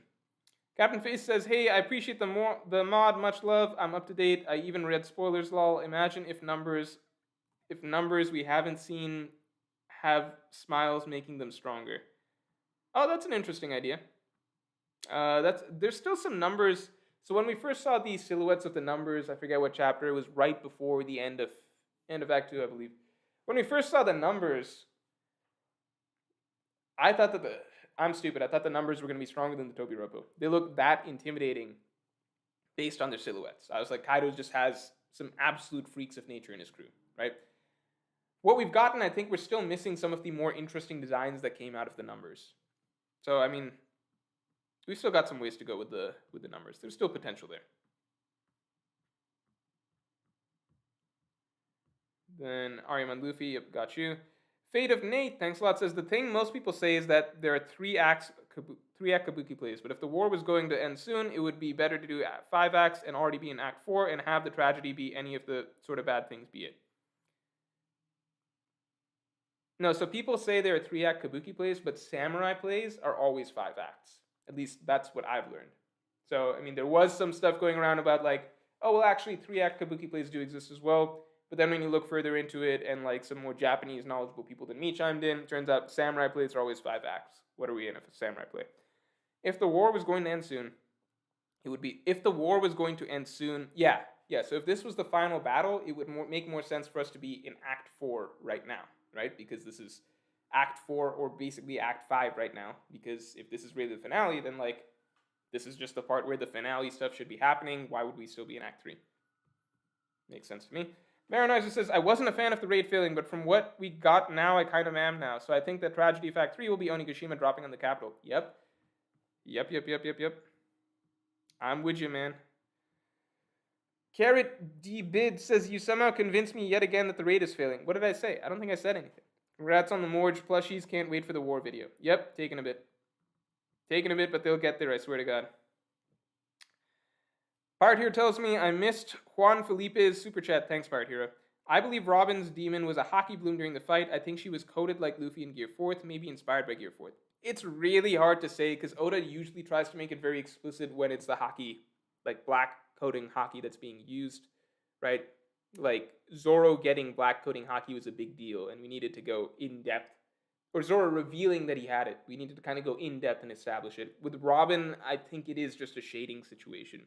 Because something that big, like, again, I mean, just go back to the previous examples.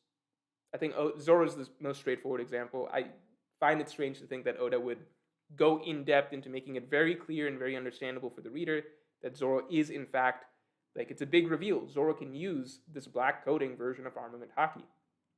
So for Robin to just casually and, like, ambiguously drop it like that, I don't know. I wouldn't say it's not black coating definitively, but I'm saying if I had to guess, right? If I had to guess, my money would be on it not being that, and it just being dramatic shadowing.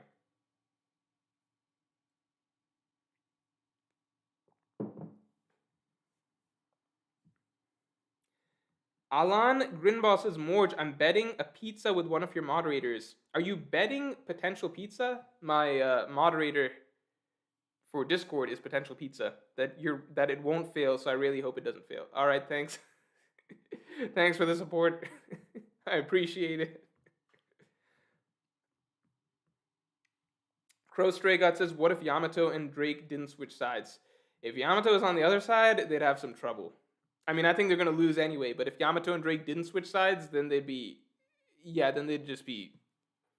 basically be fucked. It's tricky, though, because if you really want to line things up, it's tricky because Oda can always play with how he lined things up. So, for example, you could just as easily have, Oda kept Sanji out of the fray for a long while. So therefore, Marco had to get tired because Marco was fighting King and Queen at the same time. If Oda had just chosen to line up Zoro and Sanji earlier with King and Queen, then you have Marco free to take on X Drake, no problem. But then also, I don't know, Yamato versus Marco or something like that. However you imagine that going. Baron Arza says, if the raid fails, I'll name my child Morge. Please don't. That's a terrible name. That's like, it's a YouTube only name. If you name your kid Morge, I just can't be responsible for how much bullying that kid is going to go through. Who kind of a name is Morge? It's not a real person, not a real human being's name, all right? It's a name for a YouTube channel. That's it. Don't name your kid Morge. They'll get bullied and I'll feel bad. Harry T says, hey, do you think Who's Who is coming back? His defeat felt kind of sudden. I believe all of the Toby Roppo are coming back. Everybody, you're coming back. You're coming back. You're coming back. Is my DoorDash coming? 10 to 13 minutes? Oh boy. All right. We end the stream when the DoorDash arrives. Godfather Morge.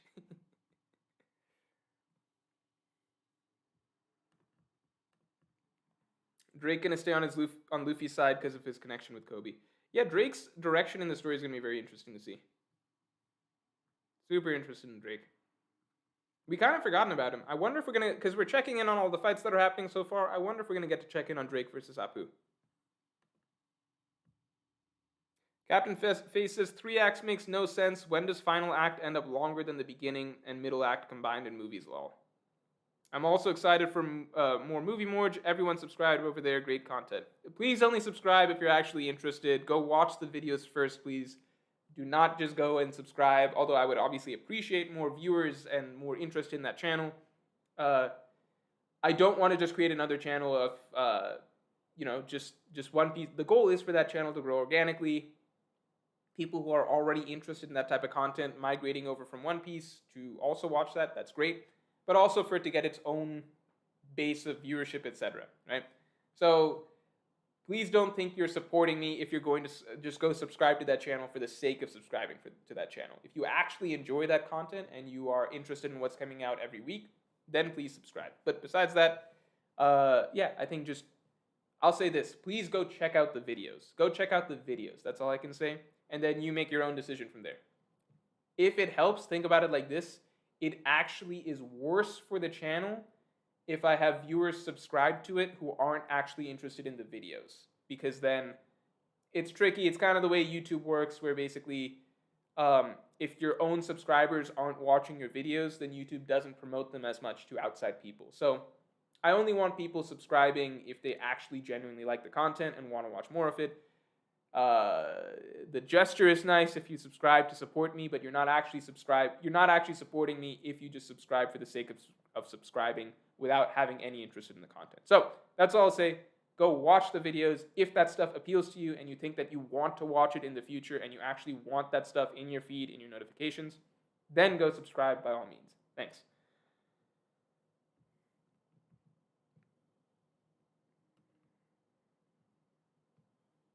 Yeah, Sanji can't use black coding, someone said. It's tricky just because, people point to a panel. So, one, I don't think that Oda would do a panel. I don't think Oda would show, Robin having black coding before Sanji having black coding. And people might say, well, didn't Sanji use black coding in that little Flower Capital skirmish? I don't think we can go off of that conclusively, just because, again, considering how big of a deal Oda made, of Zoro revealing his black coding abilities, it'd be really odd if he did it in a really weird, minor, ambiguous way for, Sanji after that, because it's clear Oda wanted us to understand this guy, Zoro, can use black coding, and that's important. So for him to kind of be to not care in the future about that would just be a little strange, because it's just well, what are you trying to make, he clearly cares about making it clear to the reader, but then he suddenly just doesn't care about making it clear to the reader, so I don't know. Izaz1155 says, confused about raid fail. Isn't Luffy losing that? What's there to be confused about, man? I think you basically got it. Yeah, I think Luffy's losing that. Yamil Diaz says, are you brushing up on Norse mythology for Elbaf? Dude, so I mean, the tricky thing is basically like, I've never been one of those theorists. There's not anything against a certain type of theorist. I'm just saying, like, the way that I make my theories, it's never really been as much outside focus, like outside lore focused, which I guess you could say is like just not my strong suit, right? So some people are better at going out, looking at all of the references and everything like that, than lore, mythology, what these things could be inspired from, and pulling from that. So, or maybe you're like, I guess Ohara's recent video, which I know was a lot of like Japanese terminology and wordplay and stuff like that, and hidden meanings of words and numbers.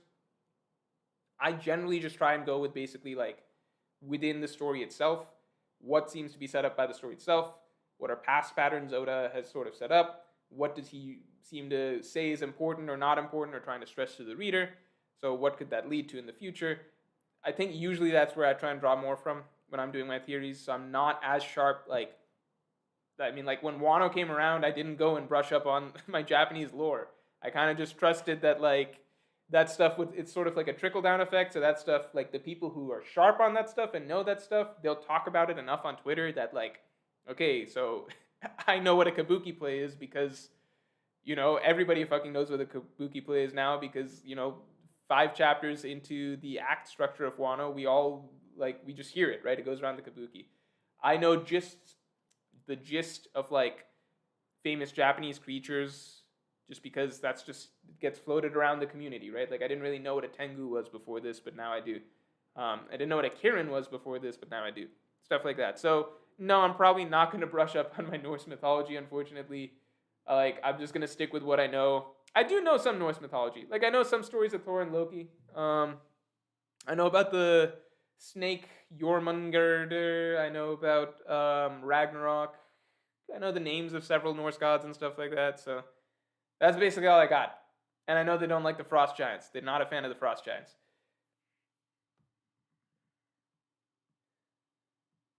Fatingo says, "Bro, for the record, I am reading. I'm saying your vids make it hard for me to take a pause on the series."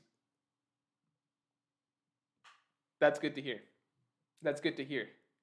My videos are pushing you to read more, I suppose. I'm good with that.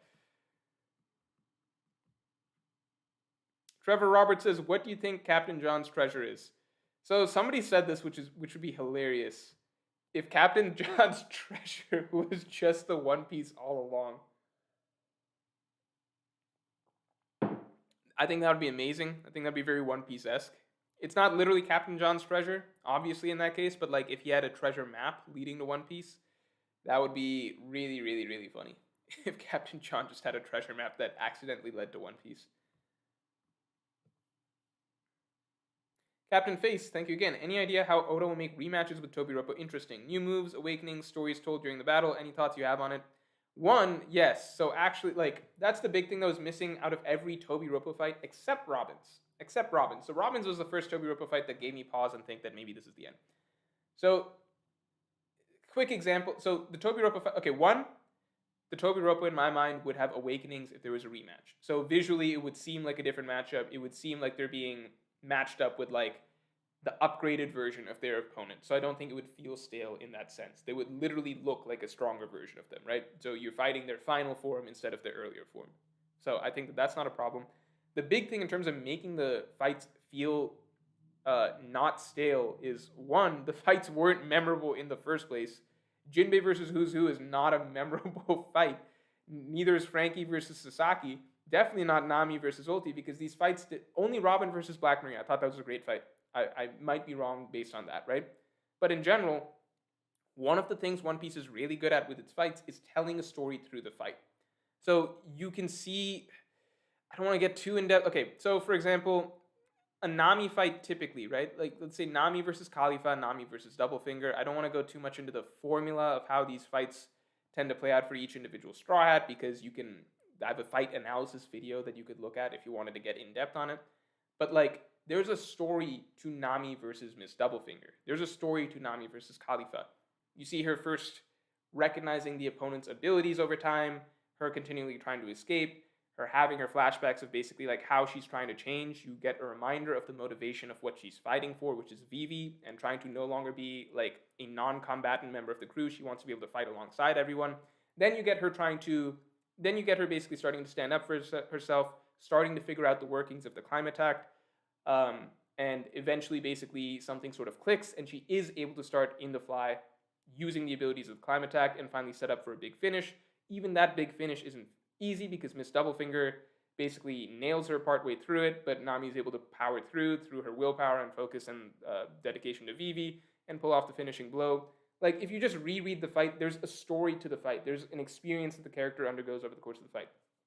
This fight, there's nothing. Like, it's not a fight. I think Nami versus Ulti is maybe a mean example by me because, like, it's so blatantly not a fight. Like, you can't even justify it as a fight. Nothing, like, it's more so something with a bunch of interference and random distractions and stuff that ultimately ends with Nami getting a free win with a new automatic heat-seeking weapon. So let's say like Frankie versus Sasaki. Even if you go to a fight like Frankie versus Fukuro, you can see there's a story to the fight. So Frankie, the struggle for Frankie is that he's starting this fight low on cola, okay? So he's coming into the fight with a struggle. He needs to find the keys. Frankie, obviously a very strong character. He's been showcased as strong throughout the arc. But the handicap right now, and one of the reasons why he's maybe not fighting a stronger member of CB9, is because he's low on cola. So he comes across Fukuro, and he accidentally gets into a bit of, because Frankie's the way he is, he gets into a bit of a boxing match with Fukuro where they're both trying to prove to each other that they're manly enough to basically take each other's attacks. So they're doing a sort of my turn, your turn system. I can tank your hit. No, your hit's weak. No, your hit's weak. They're just taking turns hitting each other and trying to prove they can tank it. Frankie has obviously gotten in over his head because, again, he's low on cola. So then we switch to the second phase of the fight, which is Frankie now basically struggling. He's underwater. Not literally underwater, not yet. But he's struggling. He's gasping for air. He's gotten in over his head. He needs to get cola. This becomes a bonding moment with Chopper where basically Frankie's... We're getting some insight into how Frankie's arsenal works. He's trying different drinks. They're not working. He needs that cola. And finally, just when it seems like Fukuro has overpowered him, Frankie gets his hands on the cola, and now we enter the third phase of the fight, where Frankie basically, he's back at max energy, his battery's fully charged, and we get to see full power Frankie going into the final segment of the fight. Now Frankie's overpowering Fukuro. Fukuro is going into his, like, deep into his bag of tricks, using his last tricks possible, trying to get Frankie to drown in the sea, etc.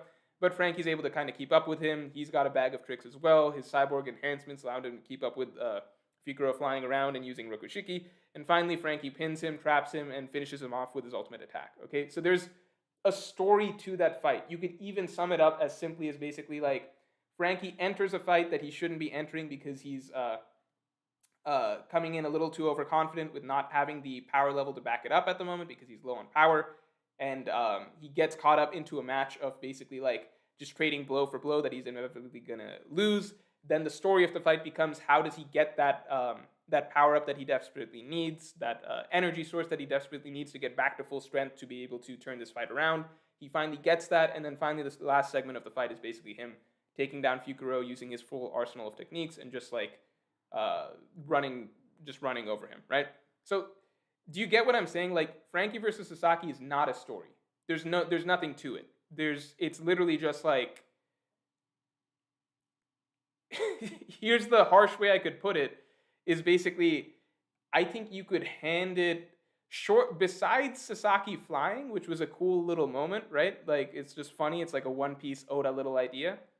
Tell me honestly, do you think Frankie versus Sasaki and the things that happened in that fight, you couldn't hand the pen off to some random reader and they could probably kind of ballpark that happening?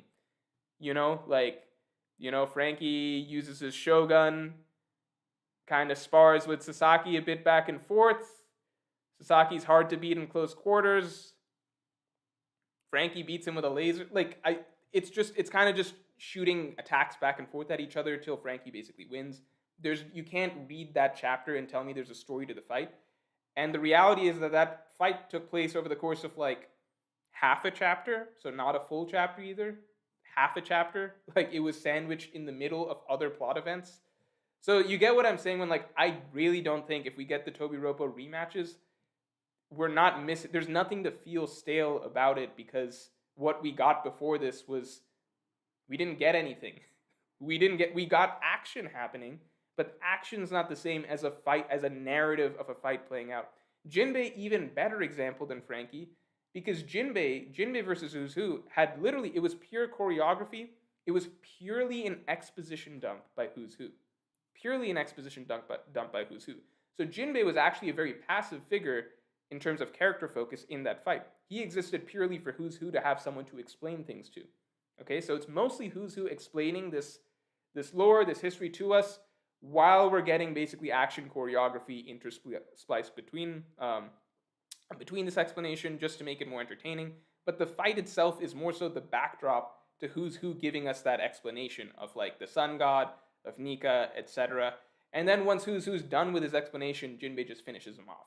So again, what's there to feel stale? Why would it feel like we didn't get anything out of that fight? So those are not really what you would expect or what we're used to out of One Piece fights, which is why I would expect real fights if the Toby Rope were to get back up. So, and I'm sure you guys get the idea why, like, I hope I'm also making it very clear why it would be very, very disappointing and not Oda meeting his usual standards if, like, he is kind of rushing through the fights the way he is and the rate doesn't fail and this is just a finale, because I would feel like we've waited so long for the Straw Hat fights and we kind of just got robbed of Oda giving us some sort of classic narrative-driven fights that we're so used to and what we actually like One Piece for. So, long explanation. Let me see what I missed so far. My DoorDash arrived? Alright, if my DoorDash has arrived, then I kind of got to call it, but I'll catch the last Super Chats before we get to it. Oh, completed. Alright, so it's actually outside my door. So let me run through the last Super Chats, then we'll call it a stream. The pirate here says, how can you become the new Every Frame of Painting? So Every Frame of Painting was my favorite movie channel. Obviously, movie video essay channel, right? Obviously, it ended a while ago. The goal is like kind of to be able to emulate what that guy did, but obviously his videos were really, really good, really high quality. So how to become the new Every Frame of Painting? There's no magic formula. I just got to keep grinding, keep learning, and keep up improving my content as it goes along.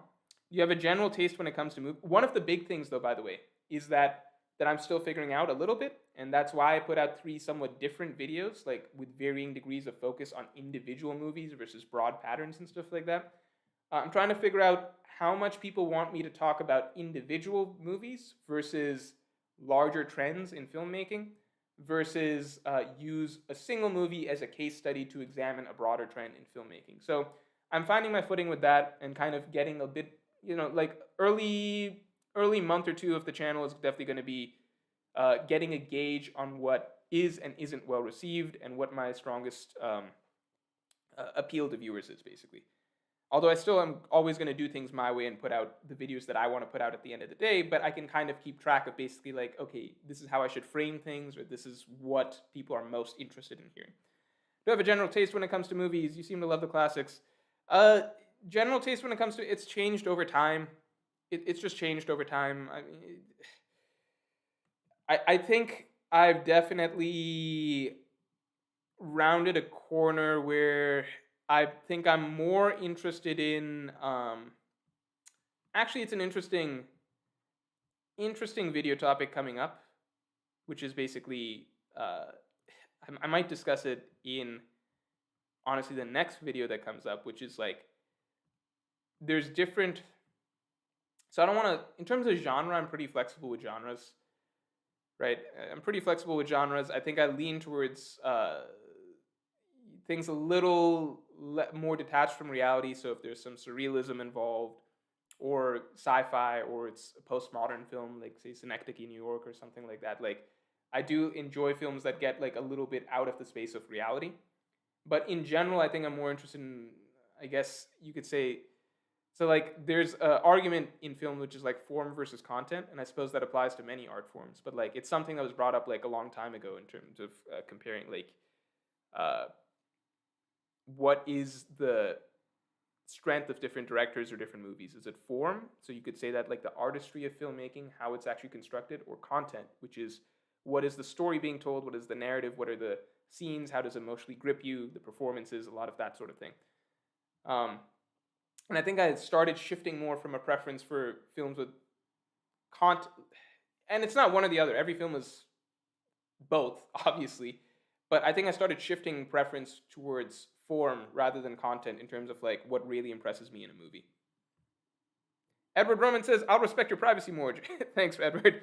Just sticking to One Piece or normal stuff. I can't give recommendations, but website eater.com plus your city is so good. Thanks a lot, Edward. I appreciate it. LeMan says, not sure if it was mentioned before in streams, but the reveal of Movie Morge was a very welcome surprise. Thanks, man. I think I just spoke on that a little bit. I love all the vids so far. Crazy to think how far you've come. I've been around since basically the beginning.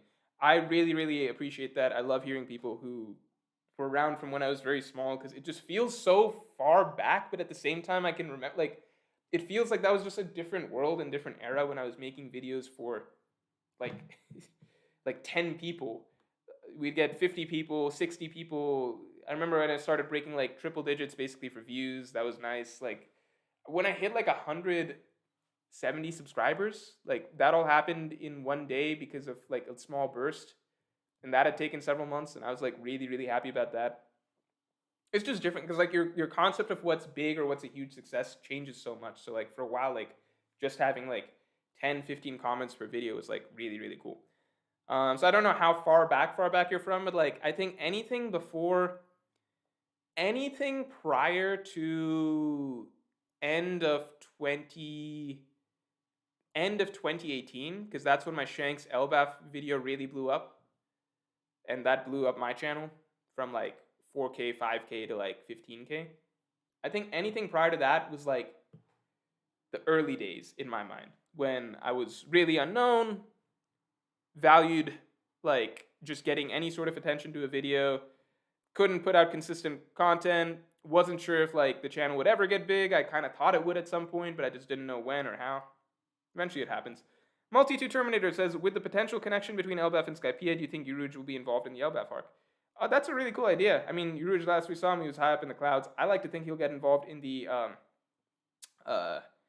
yeah, Frankie didn't even reveal a new move, says Bicento Man. Yeah, exactly. Perfect example. Didn't even reveal a new move. So, what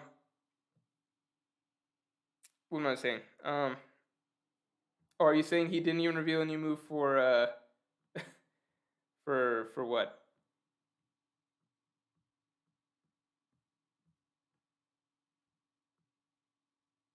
I don't know.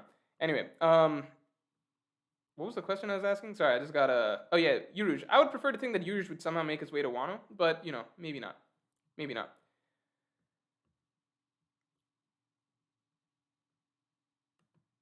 Was that honk honk my DoorDash? No, DoorDash is not supposed to honk when it's got my food.